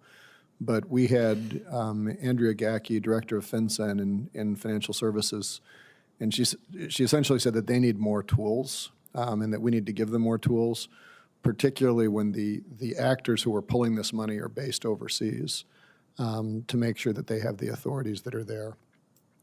Just for context, I think there's been some reporting that more than half of the GDP of Cambodia and Myanmar are these crypto scams that are coming through, and like we just need to make sure that you guys have got the tools, guys and gals, have the tools to do that. I want to come back to you, Ms. Greisman, on the questions because what causes them to send is one question. The trigger is more often something else on the internet, often on Facebook. These romance scams, there was a thing just in Chicago, they recovered $214 million in proceeds from a pump and dump scheme that was going on Facebook and getting people to go on WhatsApp and transfer money. And there was Reuters reporting recently that more than 10% of Meta's revenue in 2024 was from these fraudulent ads. They're doing nothing to shut it down. There were reports in the UK that they've been trying to enforce it, and Meta's doing nothing to shut this down, not putting up reasonable guardrails. And so, you know, there have been bipartisan calls for the FTC to step in and hold Meta to account. Has the FTC initiated any of those investigations to date? Representative, I hope you'll understand, I can't speak to whether we may or may not be doing anything vis-à-vis any particular company. To your point of social media as initial point of contact for scammers, yes, that's what our data show. It is the #1 point of contact, and it has been for a couple of years. That's not surprising. That's where people are. On your second point, in terms of the method of payment, scammers prefer the method of payment that offers the greatest anonymity and the least likelihood of being traced or being caught in any way. So that's why you see particular methods of transfers. The #1 method of transfer that consumers report is bank transfers. #2 is crypto. Yeah, no, I mean, look, when Eric Trump records a YouTube ad saying I can transfer $500 million overnight while drinking a glass of Chardonnay, that's a problem, not a solution. Understood. Well, look, I would appreciate and I understand that you can't discuss ongoing activity, but this is $16 billion in scams that are originating on Facebook. And the UK is publicly reporting that they are trying to go after them and seeing no change. And so I would hope that in this setting or some setting, you convey what you're doing. And in the same way it asked, everybody else here, if there are gaps in what you are able to do that Congress can fix, please let us know, because as I said at the start, this problem is getting worse. Thank you. I appreciate that. Yield And back. to my House members, we're at about 10 minutes on the vote clock, so we get to start waddling over. Senator? And Senator Klobuchar. Thank you. Thank you very much. I used to be a prosecutor, so care a lot about the work that so many of you do. Ms. Price, could you just start by talking about the role that foreign-based networks are playing in this global scam economy? Thank you for the question. Again, as in the testimony, they are creating these huge scam centers. They traffic people in to work at these scam centers. They just sit there around the clock targeting American citizens and people around the world, but targeting Americans using social media, using phone scams, using all different types of methods that they can do. It's run by Chinese syndicates in many of these cases, often with the implicit wink and nod from the Chinese government, who knows what's going on, who did do a job of shutting down many of them that targeted Chinese citizens. So that's some of the areas. So what do you think we should do? Well, we have many suggestions. We have over 11 suggestions that the commission made to Congress. Everything from an interagency task force on scam centers that would do much of what those sitting here are already doing, but on a bigger scale, and to make it more permanent. Bigger national awareness campaigns. A lot of what those sitting here on this panel are doing is wonderful, but we need to go so much bigger. Cooperation with technology companies, new AI tools to find some of this. Got it. We go I'll look on at it. and on. Thank you, Ms. Greisman. Can the FTC use AI tools itself to combat the fraud? We do. We use AI tools to assist us in collecting consumer reports and also in analyzing them. Do you think you need more resources to combat this fraud? I think we're working very effectively within the resources that we have. If Congress is interested in exploring additional resources, I'm sure we'd be happy to work with you. Mr. Heeb, we've had a number of scams in my state against soldiers. They're serving overseas, and actually one of my former employees, her husband got a call that it was his son. They'd scraped his voice when they didn't know where he was deployed, but they knew it wasn't where the person said he was deployed, or they thought he wasn't there, and they tried to get money. So and he figured it out, but I'm not sure their grandma would have figured it out. So talk about those types of scams. Senator, the use of AI has shaved years and years off what it would take to advance these schemes. And what we used to tell people about when you receive an email, look for certain signs, like it's grammatically incorrect, or there's misuse of the language or sentence structure or something, it doesn't apply anymore. These communications are written better than many Americans that natively speak the language can write. So it has become a major challenge for us, a major obstacle. Well, Senator Capito and I just introduced a bill on this, and I'm sure the leaders up here have similar bills, but to me, we have to put a major legislation through on AI in general. It can be unleashed, and I think it was David Brooks who wrote, "Is it going to bring us to heaven or hell?"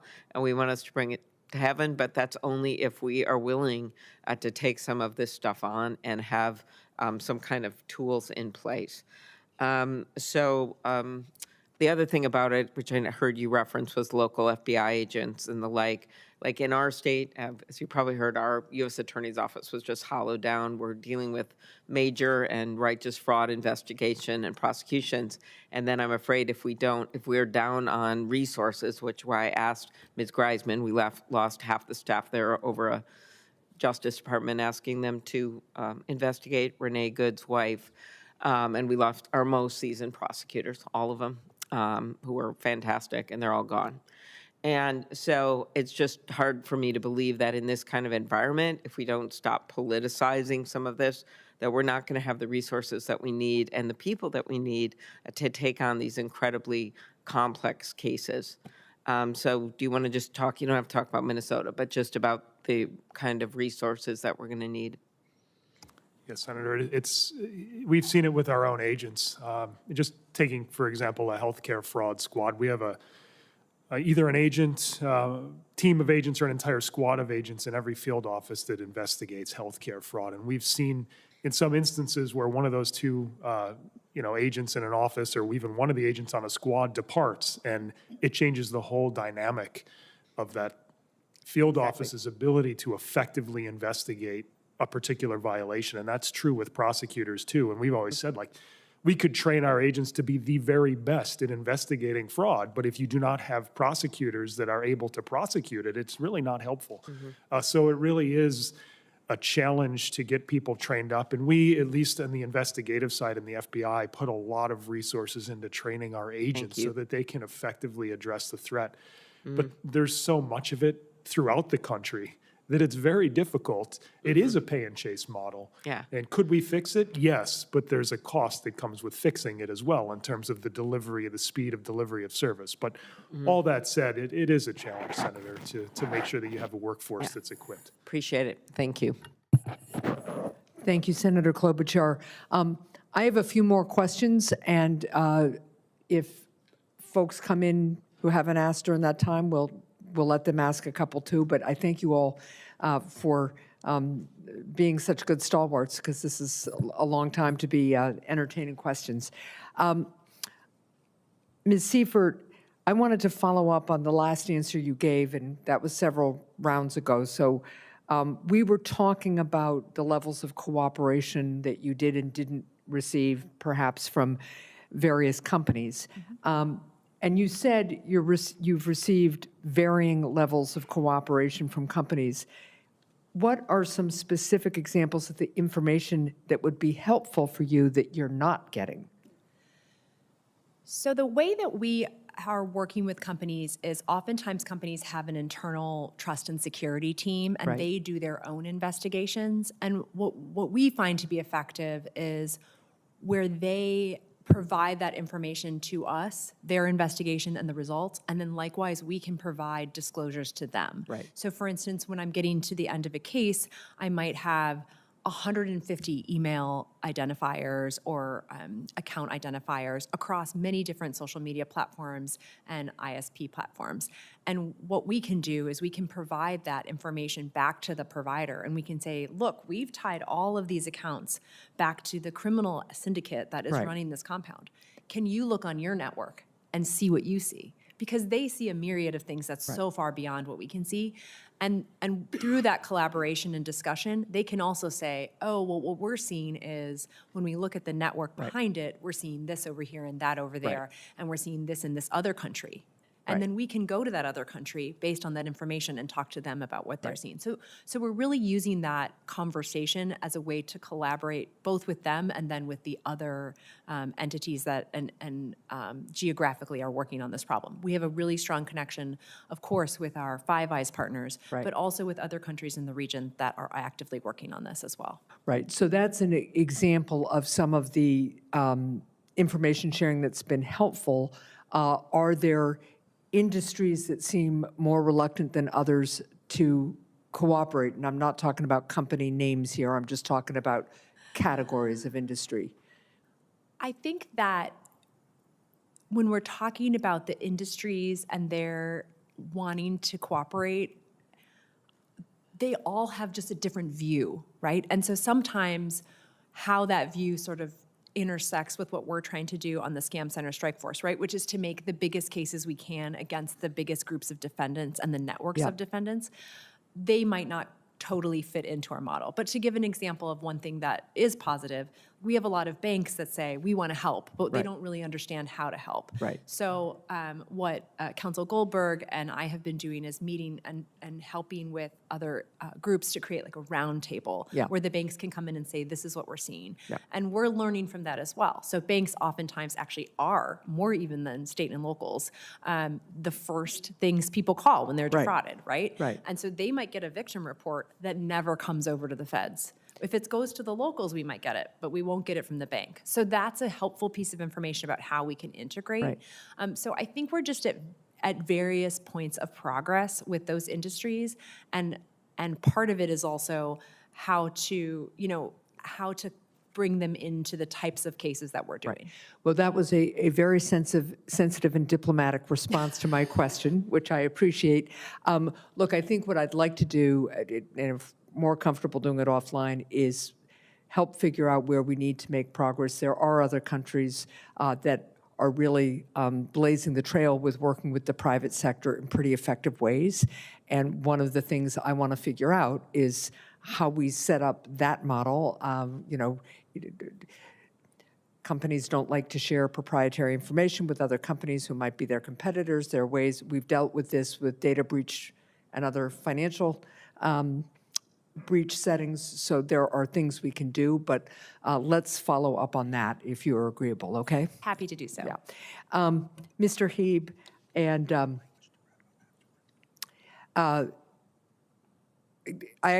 going to ask a question of Mr. Heeb, Mr. Goldberg, and Commissioner Price.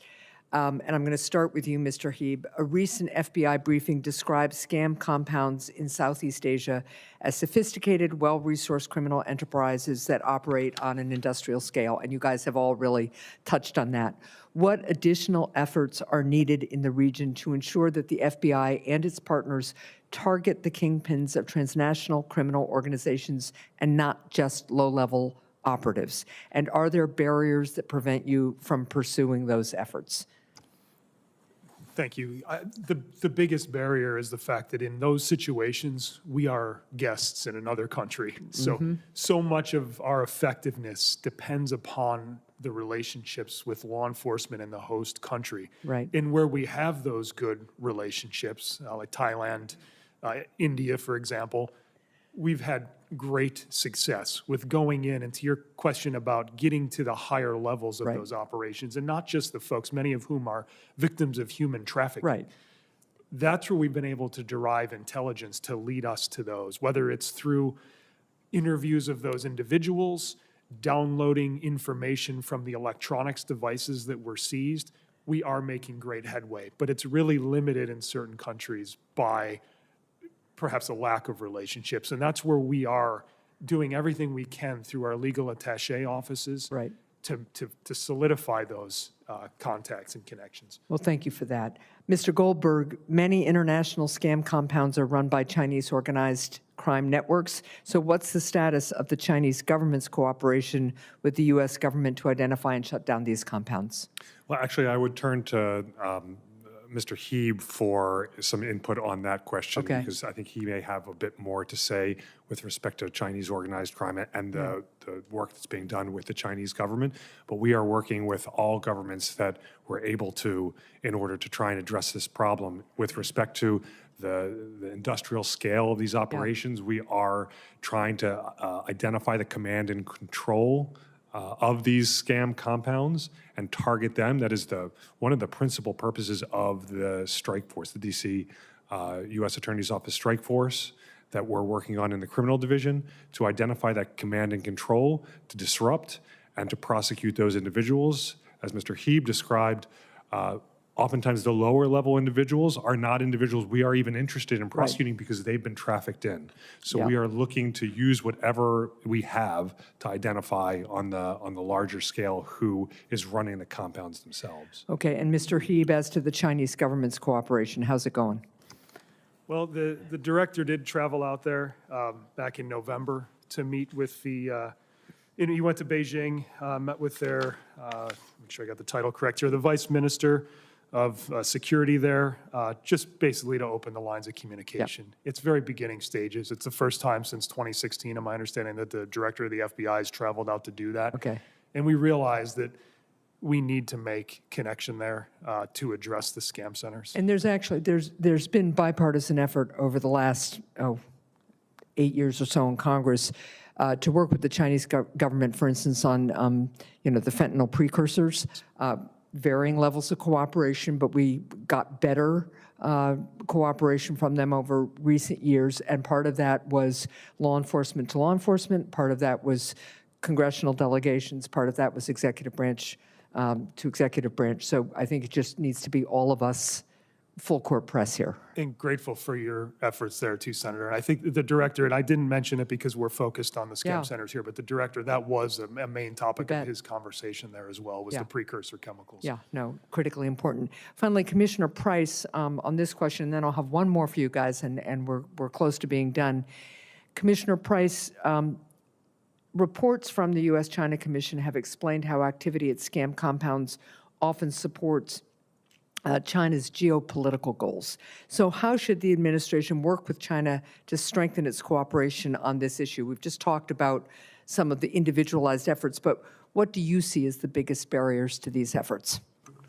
I think we need conversation. We need the diplomacy that goes with these conversations with the Chinese. So that's first and foremost. I know it's on the agenda in the coming months at the highest levels, and hopefully this will be on that stage. But also in terms of your previous question, our bilateral relationships with these countries are key. They're in the neighborhood. China is on their borders, and they feel very pulled, but they need a positive relationship with our country to get to work on other goals that they have and work better together with us. So it's all part and parcel. Okay, thank you. So I have a final question for all of you. Some of what, you've touched on some of these things, but throughout this first panel, we've discussed ways to strengthen the federal response to address the growing danger of scams.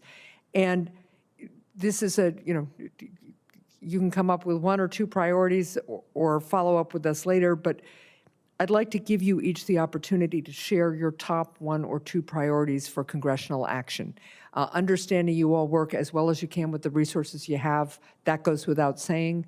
But if it's more resources that would be the most helpful, let us know that too. So what is it your agencies need from Congress to further prevent scams, and/or what actions would you recommend that Congress take to strengthen the federal government's response? And I'll start with you, Mr. Goldberg, and we'll just go down the line. So I would point, Senator, to a report that the White House issued last year on the working group on digital assets that had several gaps that it identified in the law that, if filled, would help prosecutors to make progress, specifically on such issues as seizing digital currency and other actions. That is a publicly filed report that identifies those gaps, and we'd be happy to follow up with you later to work with you to provide more information. Okay, thank you. Mr. Heeb.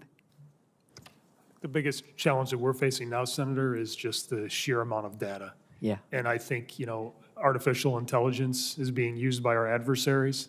They can go out to market and buy it off the shelf and use it. They can pay for subscriptions for it from $200,000 to $20,000 a month, whatever it may be.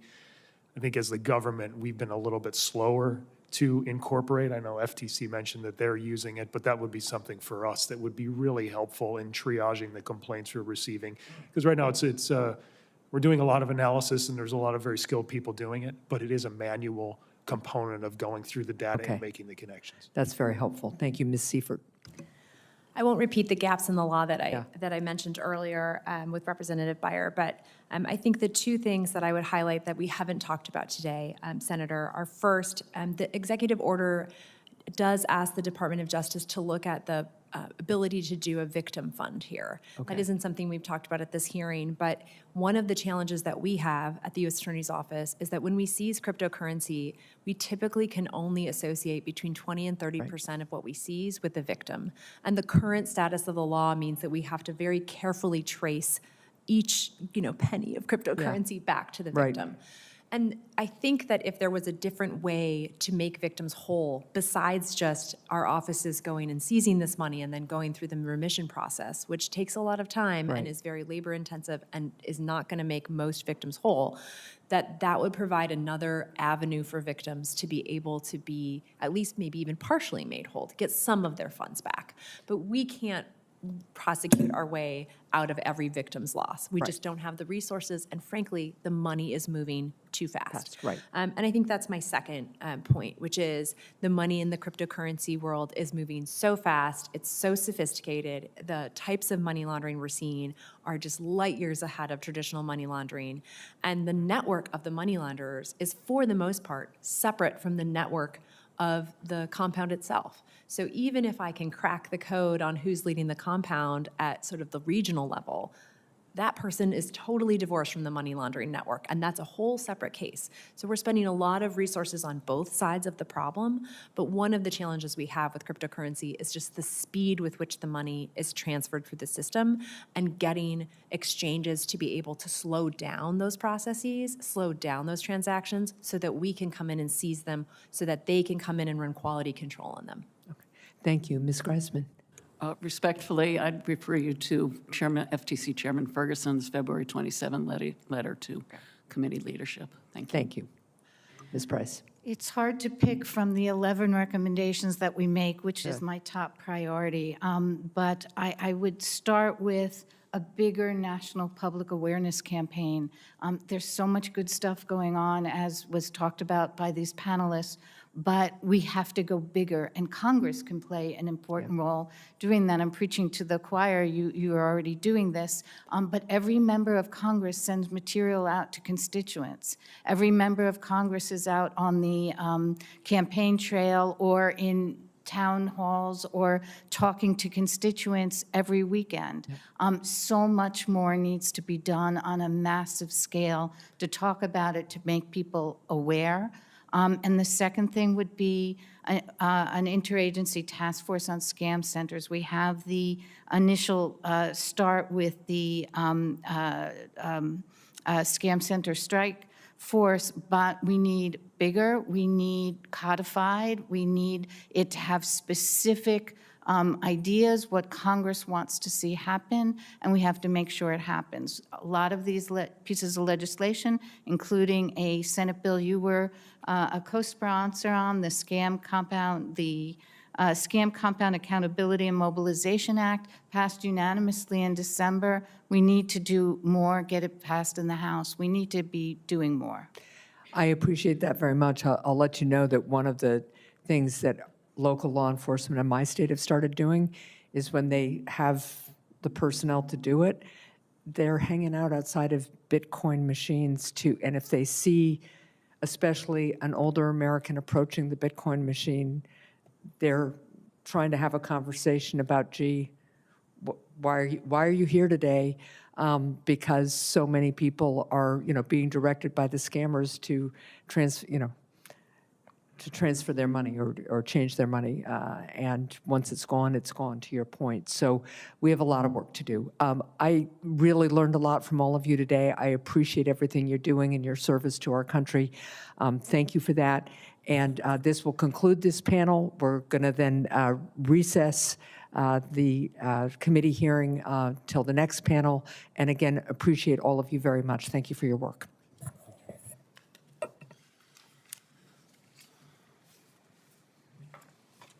And technically, I'm supposed to say we're recessing to the call of the chair.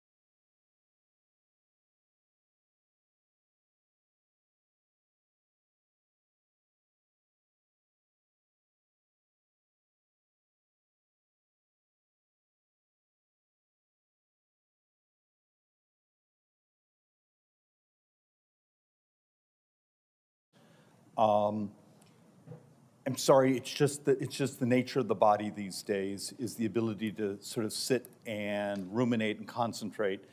But that's why that's why the staff is going to write us all big memos and make us read things. So I'm going to open up the second panel here and do some introductions.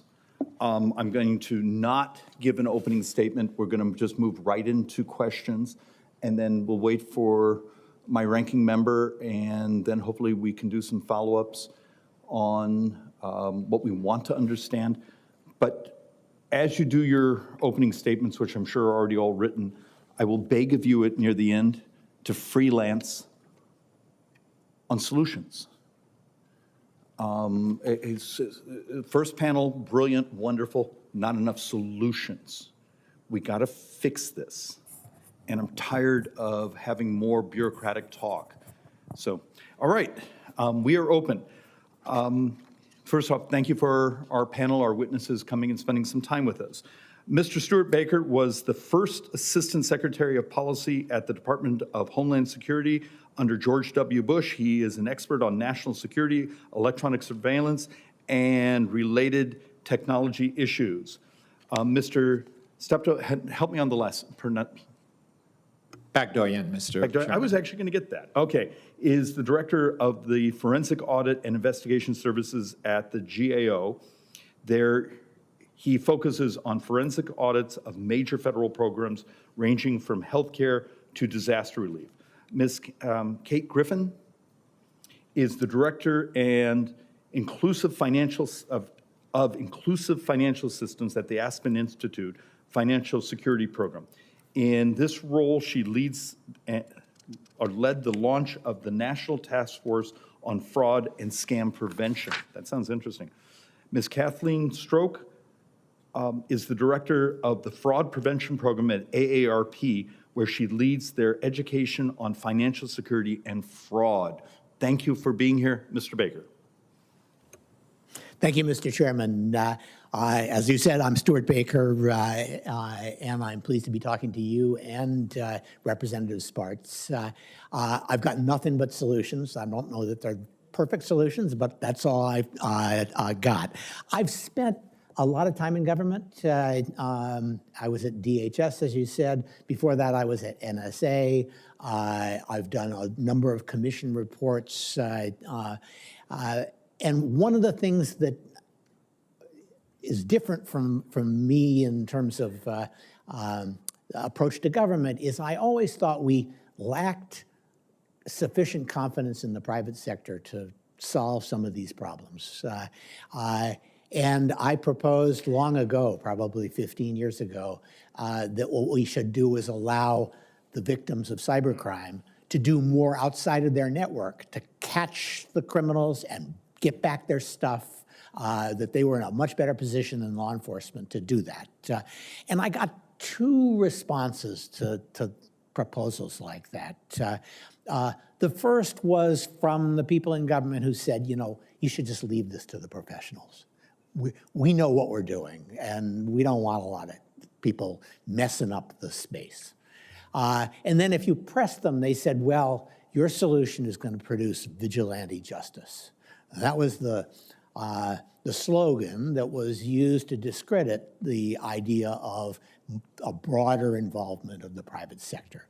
I'm struck by that because, in fact, although in these areas, in cyber crimes and cyber scams, we don't allow a lot of room for private enterprise to respond to these attacks, we've got a century of experience allowing private actors to take on responsibilities of law enforcement.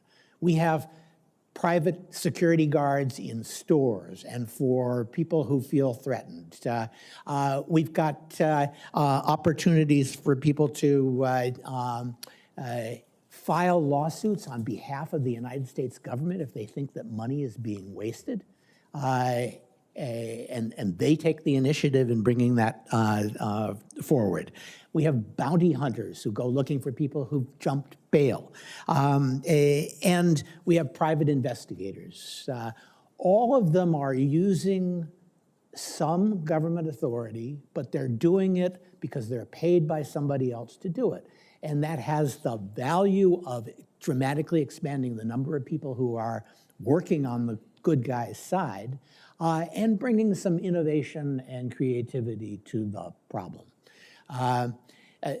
I think that's true here, and I reference your bill on the letters of marque, which is designed, I think, to do exactly that, to say we ought to be able to designate some people that we have confidence in, give them some rules and some terms and conditions, and send them out to find the people who have engaged in these scams and get the money back. And while I listened a long time to all of the statements from the government today, I didn't hear a lot about money they got back, because I don't think they got a lot of money back.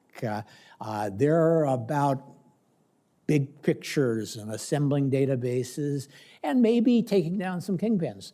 But getting the money back is not high on their list of things they can do, because I don't think they know how to do it. Why not let the private sector go out and start looking for this stuff? It's all, as we know, it's all in digital currency, and it's all hidden, as we heard somebody say. You know, even if we crack the scam center, we haven't got to the money yet. It's off somewhere in a separate network. So you want people who actually understand those networks to get in and start moving through those networks in an effort to find and seize those funds. The biggest blow to cyber scammers that we've seen from the government is they seized $15 billion of their funds. That was a great thing. We still don't know exactly how they did that, and that was long ago. That was money earned 5 years ago. But why not have more people out looking for those funds? So the government's not doing a great job, and it's hard to believe that the private sector would do worse. What's the risk of vigilante action? I think the answer to that is kind of buried in your bill, which is you can set terms and conditions. You can say you get a license and you don't because you've been responsible and you haven't. And so I would suggest that with one tweak, your bill is definitely worth a try, because it's not like something else is working.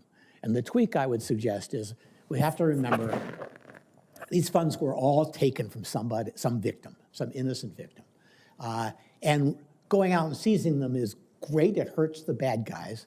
But we got to make sure that when we seize them, most of them go back to the victims. Yes. And so I would suggest the one thought is the incentive should be no more than 25 or 30% of what you seize from the bad guys. Last point. One of the things that, even if you can't persuade everybody in Congress to do this, you could at least, I think, persuade them that the rules on who gets a percentage of the seizure when they come to the government and they say, I found the money, you should seize it, here it is. Right now, if they're viewed as a whistleblower, they get 25 or 30%. They've been $250 million has been awarded to one whistleblower. But the Justice Department has a statutory bar that they can't give more than $250,000 to anybody, no matter how much money they help them bring in. If the Attorney General approves, they can go to $500,000. That's a very old and I think outdated limitation, and it's worth taking a close look at whether you can get rid of that. Thank you, Mr. Becker. Mr. Bagdoyan. Thank you, Chairman Schweikert, Representative Sparts. I'm pleased to discuss today GAO's April 2025 report about scams targeting U.S. consumers, including older adults, and the federal response to counter them. The theme of this hearing, Modernizing the Federal Response, aligns with our report's findings and recommendations. A single example highlights the scope and scale of scams and their financial toll on consumers. A 2023 international police operation against online financial crime, including scams, yielded over 3,000 arrests and seizure of $300 million in assets across 34 different countries, including the U.S. Relatedly, in December 2025, by extrapolating complaint data FTC estimated U.S. consumers incurred $196 billion in financial losses through fraud, including scams, $82 billion of which, or 42%, was incurred by older adults. However, the full extent of financial losses is likely understated since consumer complaints are, in turn, underreported. Scammers move metaphorically at the speed of light, as some of the other panelists from the first panel mentioned, and with great sophistication. Frequently operating, as we heard, from foreign countries, scammers employ deception or manipulation enabled by state-of-the-art technology, including artificial intelligence, to achieve financial gain. In contrast, the federal response is reactive, fractured, and inadequate. This must change, and quickly. Our report noted specifically that given the scope, scale, and nature of scams and the risks that they pose to consumers, the federal response falls short on risk management fundamentals. Particularly, it lacks a proactive government-wide strategy and lead agency to organize counter-scam activities undertaking, again, as we heard in the first panel, by multiple agencies and target them at prioritized risks. A government-wide strategy would introduce risk management fundamentals to help ensure the federal response to scam risks is swift, integrated, and nimble. Importantly, there is no common definition of what constitutes a scam and no in-depth systematic assessment of scam risks and their financial implications. A common definition serves as the organizing principle of subsequently assessing and quantifying the risks posed by scams and crafting and implementing an effective government-wide strategy to counter them. Otherwise, there's no assurance that any revamped federal response will counter the right risks in the right priority and in the right manner. We made 16 recommendations to FBI, FTC, and CFPB, the federal agencies we deemed best positioned to lead the federal response. To date, these agencies' rejoinders to us are mixed. They agreed with some recommendations and disagreed with or took no position on others. For example, the FBI agreed to lead the government-wide strategy formulation and outlined initial steps to do so, which is great. Concerningly, it disagreed with other recommendations essential for an effective strategy, such as adopting a common definition for scams. In closing, scams, including those of foreign origin, pose immediate and evolving risks of harm to U.S. consumers. This requires an equally immediate, decisive, and comprehensive federal response. Accordingly, it's imperative for agencies to implement all our recommendations fully and expeditiously. The solution starts with a strategy. There's no way around this. Chairman Schweikert, Representative Sparts, Senator Hassan, this concludes my remarks. I welcome the committee's questions. Thank you. Chairman Schweikert, Ranking Member Hassan, Ms. Sparts, thank you so much for inviting me here today. My name is Kate Griffin. I'm Director of Inclusive Finance at the Aspen Institute Financial Security Program.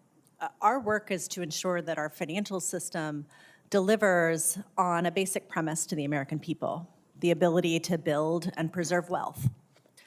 We work on scam prevention because, as you've heard about extensively this afternoon, as you know from your own constituents, there is a massive amount of household wealth that is flowing out of this country and into the hands of transnational criminal organizations. Over the last 18 months, we convened hundreds of experts from 80 institutions, public sector, private sector alike, as part of the National Task Force on Fraud and Scam Prevention. We focused our efforts on what it would take to mount a coordinated defense. My testimony today reflects the outcomes of the task force's work, which culminated in a paper titled United We Stand, a National Strategy to Prevent Scams. These online scams are first and foremost a business, a $200 billion a year business, as my colleague just pointed out, which makes them a Fortune 50 company. It's set up and run by sophisticated criminal networks, and the only way to defeat scams is by undermining that business model. We have to make it harder, riskier, and less profitable to prey on the American people and the online systems they rely on. so that at every step a scammer takes, American industry, empowered by policymakers, is making it harder to create accounts, to send messages, and to transfer funds. All of society, from Congress and the administration to the global private sector companies that participated in our task force and more, must take bold action to meet this challenge. As we've already heard today, there is exciting good news to report. There is progress being made. Last week at the UN Global Fraud Summit, there were a number of announcements being made. A few examples, a group of digital services companies announced a new set of industry accords that outline the actions they are taking on their digital platforms to identify and take down scammers, focusing on prevention, intelligence sharing, resilience, and also public awareness. We see the administration acting. We already talked a little bit today about the executive order that was issued on March 6th that elevates the issue of cybercrimes and predatory schemes to the level of a national priority. It directs key federal agencies to identify areas for improvement, and it directs the creation of a federal action plan to strengthen our government defenses against those criminals. All were key recommendations in our report. And we're excited to see Congress acting. Between hearings like this and the numerous bills that we've been discussing that are addressing pieces of the problem, we are encouraged by that leadership. But at this critical moment when there's so much momentum, we cannot let up the gas. There are 5 things that we think Congress could start doing today to further this work and to be an integrated part or a partner with the rest of the ecosystem. First is to form a plan that helps to prioritize legislative reforms. We're going to talk about what a whole of ecosystem solution must be, and that means that your work in Congress has to coordinate interventions across your own committee silos. A cross-committee whole of Congress process could review the needs and the shortfalls and create a prioritized set of reforms to implement alongside the administrative branch process. That's one. There are 4 other specific anti-scam goals that you could take on. First is to enhance law enforcement's powers to seize or achieve the forfeiture of criminals' digital assets and restore those funds to victims. Mr. Goldberg refers to this earlier. 2 is to clarify and harmonize the duties that all companies have to protect customers from online scams and provide those companies with sufficient legal safe harbors to empower them to pursue those duties. That includes sharing actionable scam intelligence, both with each other and with relevant government agencies. 3 is to commit resources to make key federal criminal reporting and analysis systems fit for purpose and using the latest technology. And 4 is there is low-hanging fruit.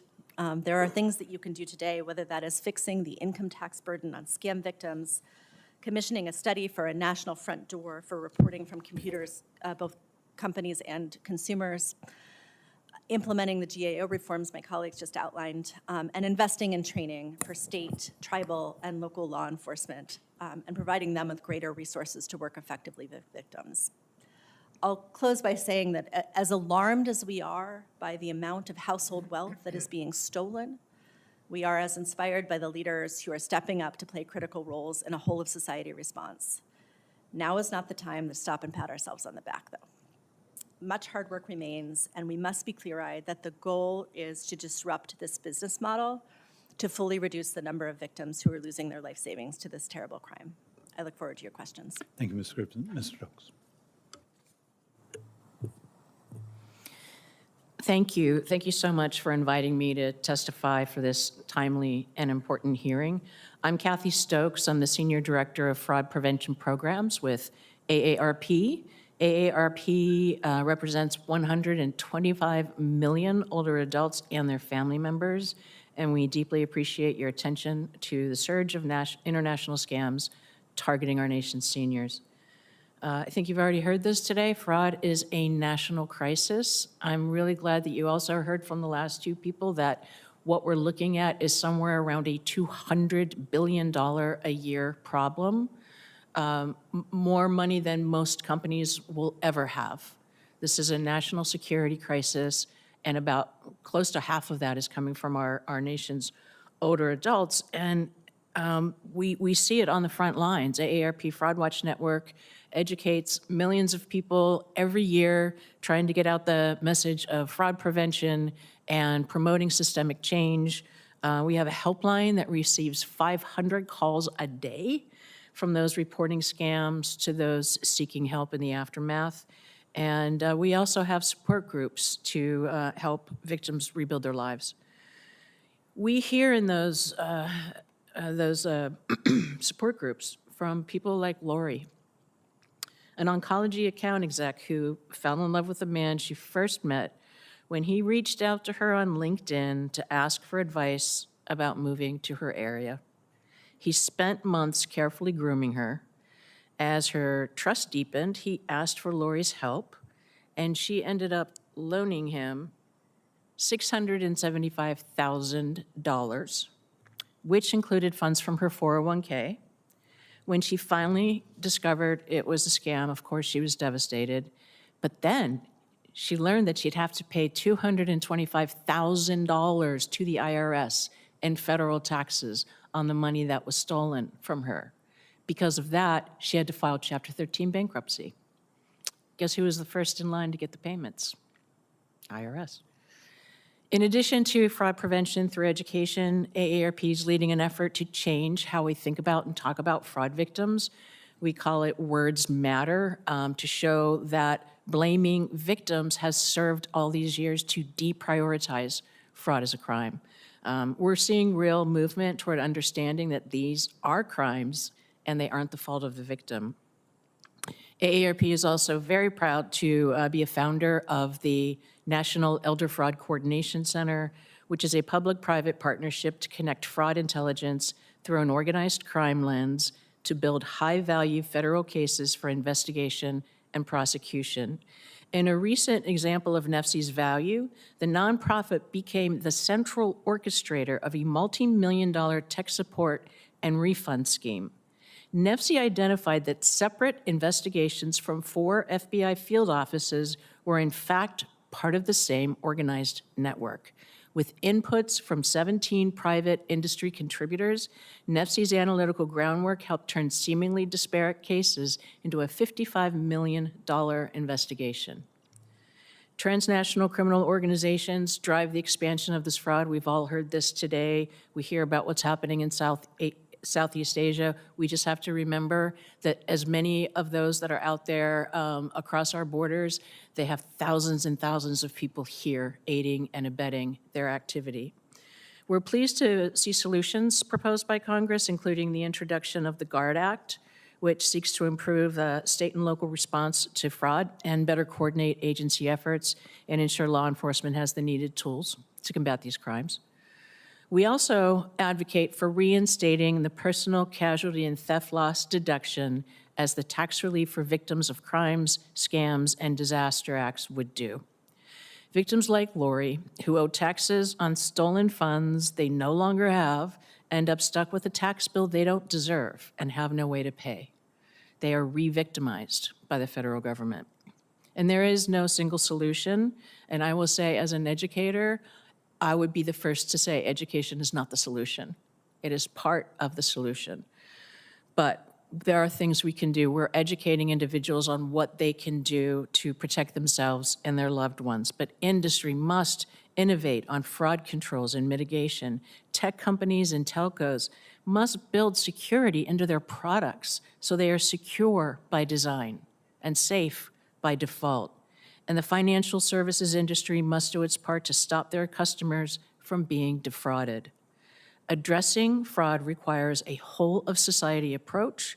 We cannot educate, engineer, regulate, or arrest our way out of the fraud crisis alone, but together, we can disrupt the fraud business model, protect millions of Americans, and safeguard our economy.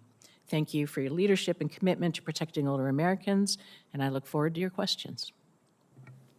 Well, thank you all so much. I appreciate the testimony, and I'm sorry for our first 2 witnesses. I came in the middle of Mr. Bagdoyan's testimony. I'll start with a round of questions, then I'll turn it over to the Congresswoman.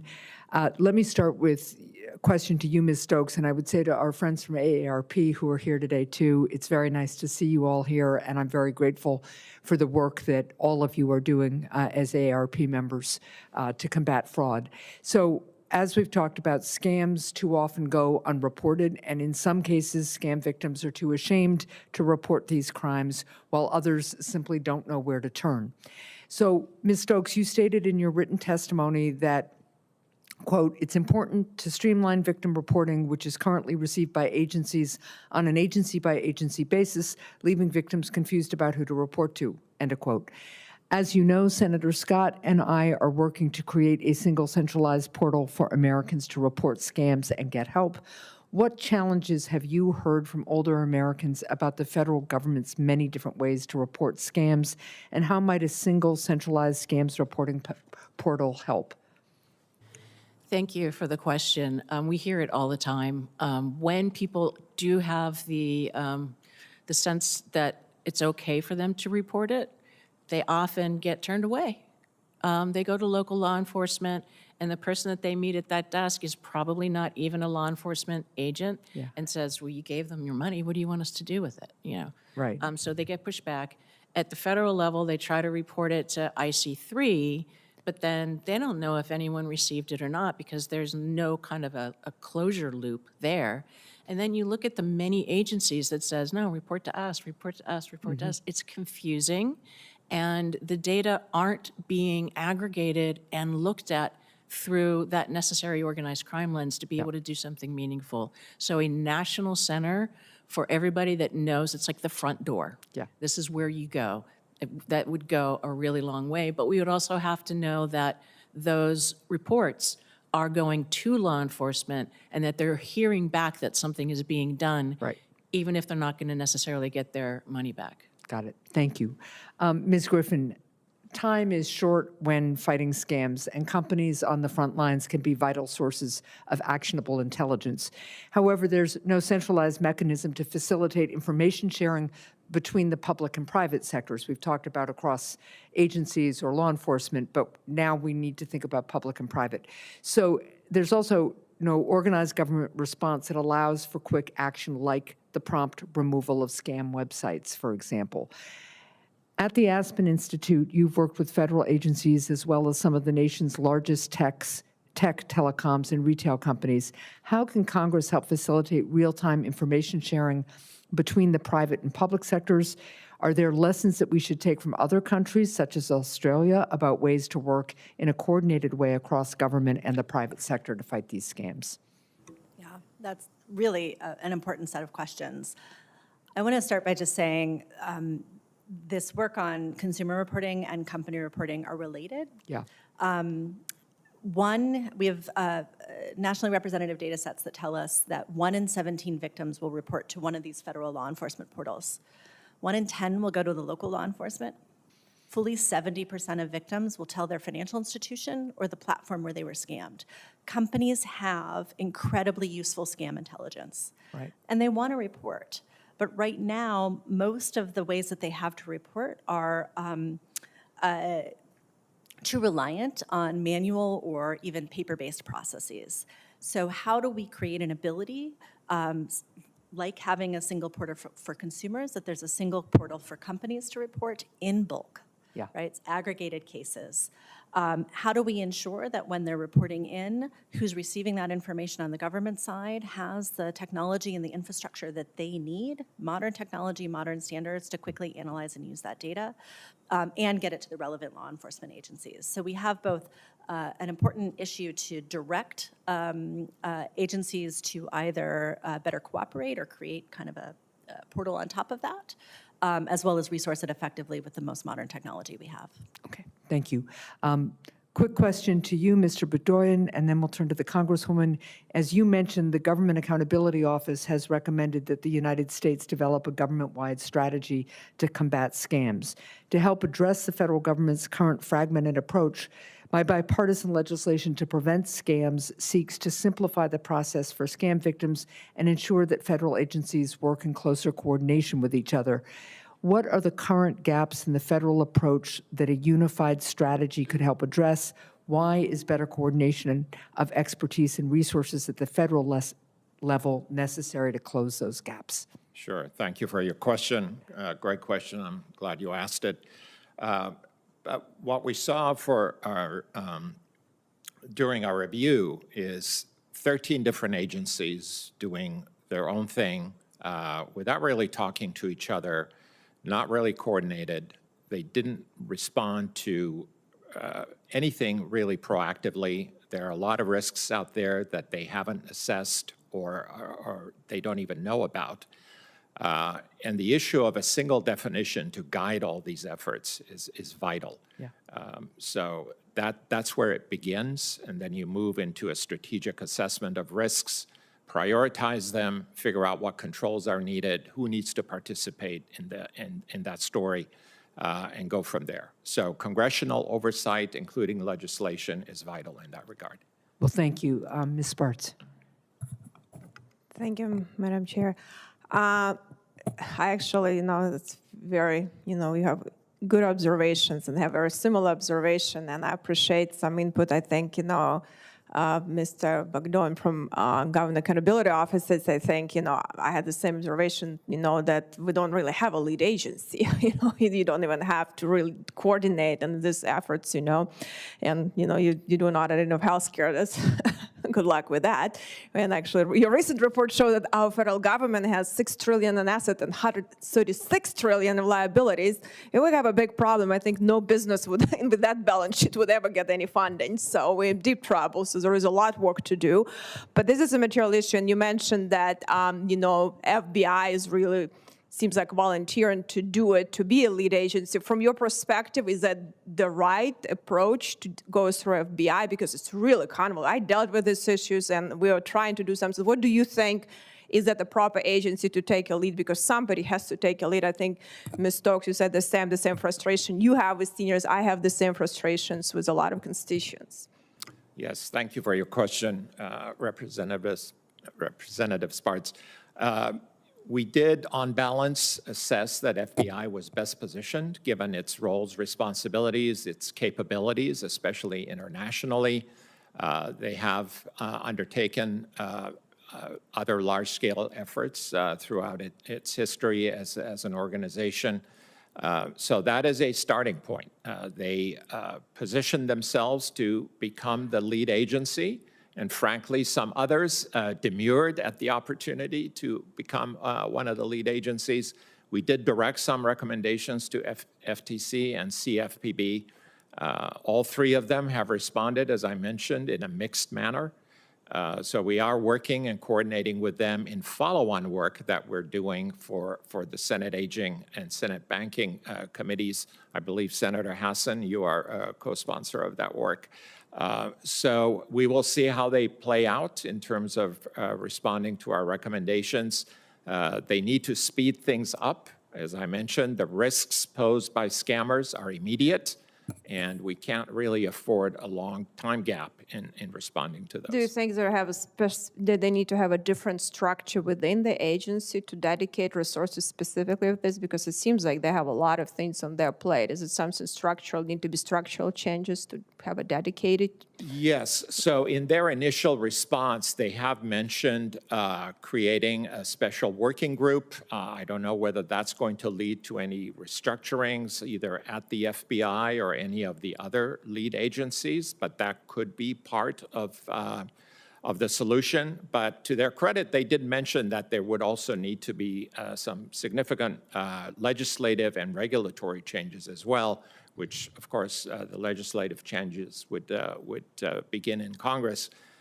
So they are thinking along the right paths in some respects, but as I noted, that the issue of definition, if you don't know what you're going to fight, you're not going to be able to craft a strategy. Well, I think the problem is the experience with all of this stuff. I mean, this is my third in Congress and a lot term in Congress, and everyone's still talking about a lot of issues. That's a challenge, and I think, Mr. Baker, I'll turn to you. I think you've been in government before, now you're looking from outside, and I had the same when, everyone is doing databases and data collections and issuing reports, and no actions are taken reports for years, and we have truly big problems So we need to go beyond the reports and actually start picking issues and do it. So from your perspective, Mr. Baker, what would you do? And you're familiar from inside looking at a lot of these agencies. You work for the government and then looking from outside and see what innovative things are happening and solutions, because we will need to bring them to help us, because these people have lots of money to innovate doing fraud. So if we don't come with innovation to combat it, it's not going to work. So how would you envision that integration of maybe government with some innovations and businesses and industry happen and other tools? And would you think that would be handled by the best at FBI level or some other agency? So the FBI is the most international and the broadest national law enforcement agency. I do question how much value we're getting out of law enforcement in this area. You know, when you report a car stolen to the police, you expect to get the car back.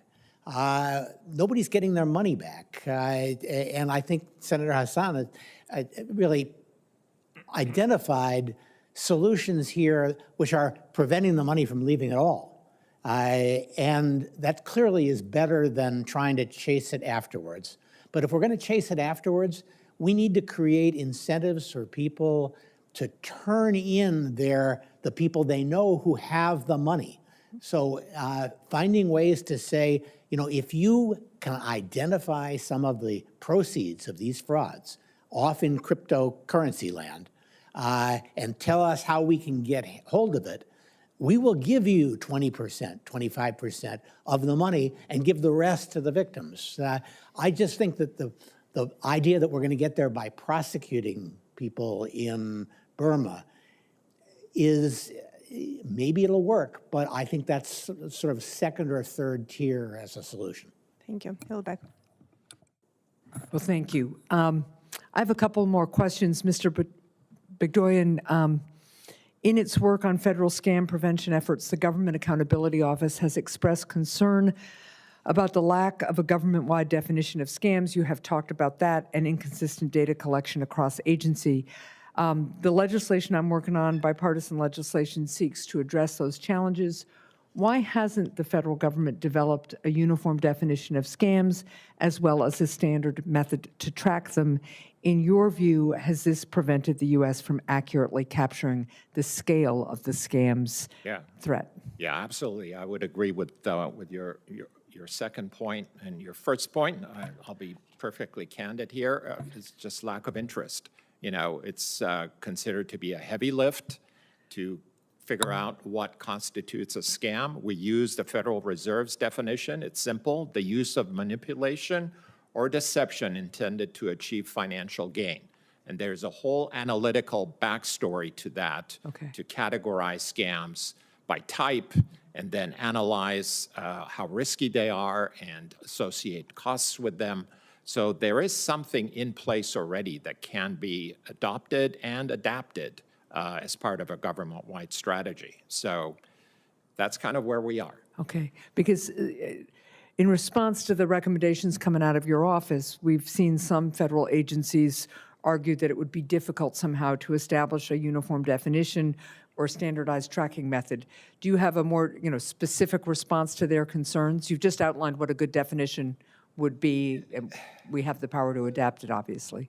Well, they need to have the will to do it, to tackle it, basically. I mean, we offered a definition that exists from a highly respected institution, Federal Reserve. They put a task force together to come up with this approach. It's called the Scam Classifier Model. It is a starting point. It may not be the end-all, but it is a starting point that may lessen the burden on the other agencies that are skeptical about coming up with a common definition. Well, thank you for that. One more question, and then I'll turn it to the chair. To Ms. Griffin and Ms. Stokes, each of your organizations have made detailed recommendations on the best way to address the growing danger of scams and protect Americans. Can each of you describe, in your view, the single most important action that Congress can take to advance these efforts? And are there other areas related to scams you'd like to raise that we haven't covered yet in this hearing? So I'll start with you, Ms. Griffin. Sure. As I mentioned earlier, I really do believe that a mechanism or an elevation of this issue to congressional leadership so that you can start to coordinate across committee silos is incredibly important. Yep. It mirrors both what the private sector knows that it needs to do, and we're starting to see emerge, as well as what the administration directed in the executive order. And so beginning to organize yourselves in that same way to be able to respond and prioritize is important. I think the other most important critical thing I can state is that what we see in the private sector is a variety of different incentives for each sector to participate in scam prevention. Because there are different revenue models and different regulatory environments for each sector, they're both responding to those pressures. So looking uniformly across that to clarify the duties and responsibilities of each sector in scam prevention is a critical, important step. And alongside of that, to say to each sector, here are your responsibilities, here are the safe harbors you have when you act within those responsibilities so that you take those actions and you have freedom from liability if you get it wrong. Okay, thanks. Ms. Stokes? Thank you for the question. I think that we really need a national fraud strategy with a single person as the fraud czar that coordinates everything. And one other thing I would think that is important, and it gets to something that Chairman Schweiker had said, how do you stop the money from leaving the account to begin with? I think we have to go back a little bit into the scam ecosystem, and it's like, let's not let those calls get to us. Let's not let those text messages get to us. AARP does a ton of research. We're ready to put some more out, and we were arguing over whether we should call people picking up the telephone risky behavior. Wow. That is not risky behavior. Right, right. Thank you very much. Thank you. Great panel, and Mr. Chair. You know, she may have just become my new best friend. I know. And I thought Mr. Baker was going to be. I mean, all right. And thank you for everyone on the panel. I know we're running late. I appreciate. So I'm going to do, instead of my whole series of questions, let's just go to the punchline. How do I stop my brothers and sisters from being exploited? How do we stop money going out to finance functionally what is slavery in some of these overseas scam farms? If any of you dug in and read some of the international stories of the recent border skirmishes and those things between Thailand and Myanmar, and some of these scam farms that the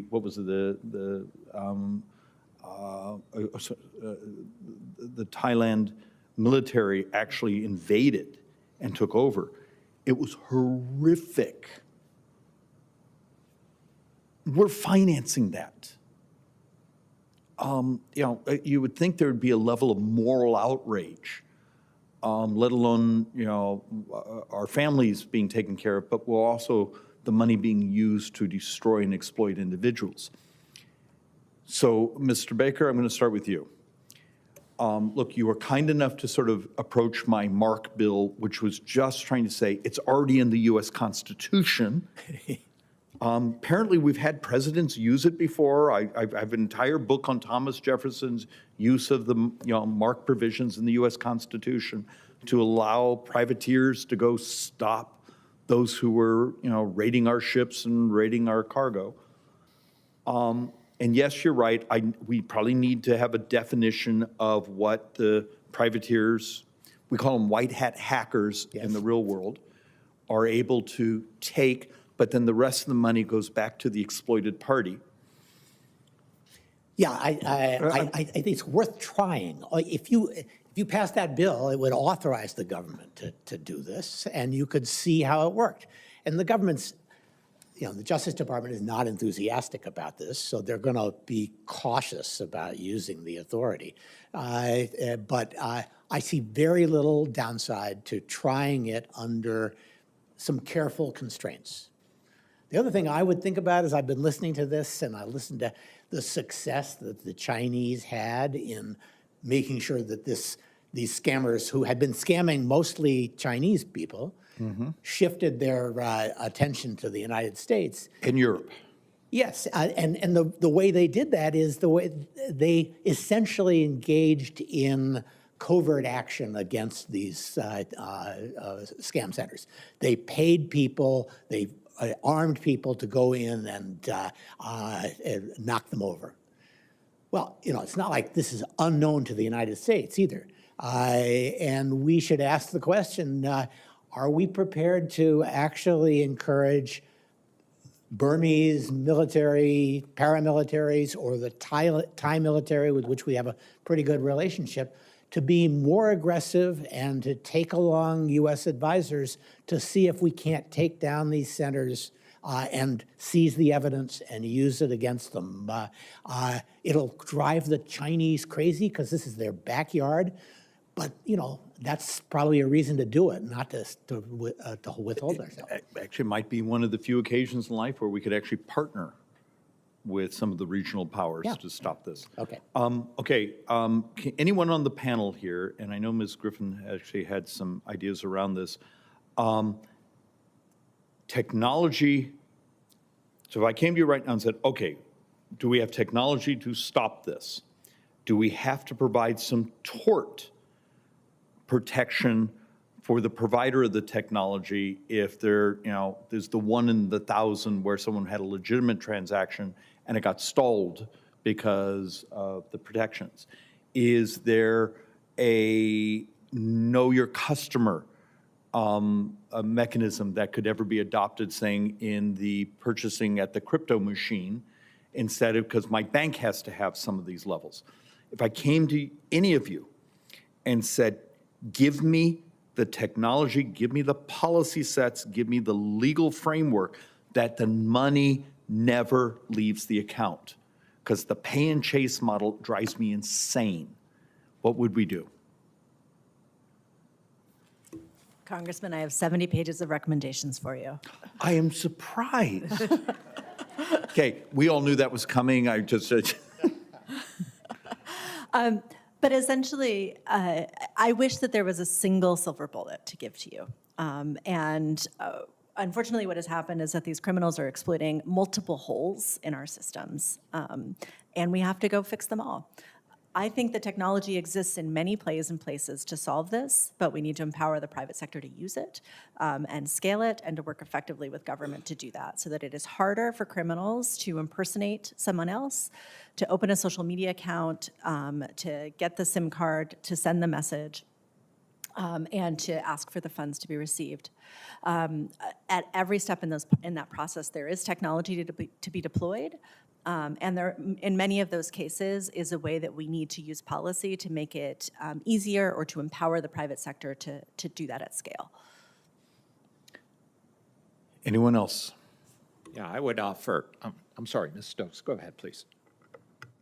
I just wanted to remark that we've allowed this to happen over the last quarter century or more by being complacent, by assuming that only people who aren't smart were getting scammed, older people because they had cognitive decline. We're not going to solve this with one big solution. We have to have many, and I think a lot of them that we've talked about today and that we heard on the prior panel can get us there, but we have to do a lot of work to catch up because of how long we've just let this go. Look, we have a family saying, and it's always dangerous when someone starts saying we have a family saying, for every complex problem, there's a simple solution. That's absolutely wrong. Yeah. And the concept is complexity requires complex solutions, and that's how you fix things. Yes, sir. You had one. Yes, so I mean, I will go back to my bread and butter, which is a strategic approach. All these things that we've talked about, you've talked about, Senator has talked about, Representative Sparts has talked about, and other dais members talked about, you have to have an organizing principle. You have to figure out what it is that you're countering, assess its risks, figure out, quantify those risks, figure out what is being done, is it effective, where the gaps are, I believe, as Ms. Griffin mentioned, and figure out the solutions. Technology is part of it, organizational restructuring, regulatory reform, statutory reform, all those are part of the solution. But it's going to take time, which we don't really have, because, as Ms. Stokes mentioned, we've neglected this for a long time, and it's built up a head of steam. that is being fully enabled by AI. These bad guys out there are operating, as I said, at the speed of light, and we are pretty much crawling. And you just gave me my closing remarks that Happy to is do my that. habit. Back in January, God, I think it was December or January, we sat down with a couple freakishly smart folks that were really from the AI world. And their opinion was the scam farms are old school, that there will be such good technology here this year, and you'll be able to buy it on the dark web, that you can just set up a proxy server that is your scam farm. The natural language, the ability to crawl through social media, to make phone calls, it will be nothing, and you basically, it's a hard drive with a really great internet connection, is now the scam industry. That terrifies me. And it will be scams that I don't think any of us were prepared for. We had the gentleman who had built a specialty of when there was denial of accesses or a pipeline that had been locked out of its computers, and had built a way to crack those codes. Very soon, that will become almost impossible. Where technology is leading us. We're going to have to find and come to a bipartisan agreement where in some ways we make everything possible, because today's solution will be wrong tomorrow, but there'll be something else that will replace it. Can you create enough optionality so we're defending our citizens? And it enrages me we don't even see this as a multinational, because our citizens aren't the only ones in the world being exploited. I appreciate this hearing. The Mark bill was the first step in trying to help socialize, if I can use that word, the concept that it's in our Constitution, having a private sector solution, because these are the people you hire if you're a company and want to find out if you can be exploited. Why wouldn't we use that same technology and talent to protect our citizens? And with that, I need to warn you, you may, over the next week or two, get letters from us asking questions. The responses to those questions will become part of the permanent testimony. If you also have any last documents you'd like to send either the Democrat or Republican teams here, we would like to have those things, and we will also add those to the permanent record of this hearing. Thank you for being here. Hearing is closed. Thank you.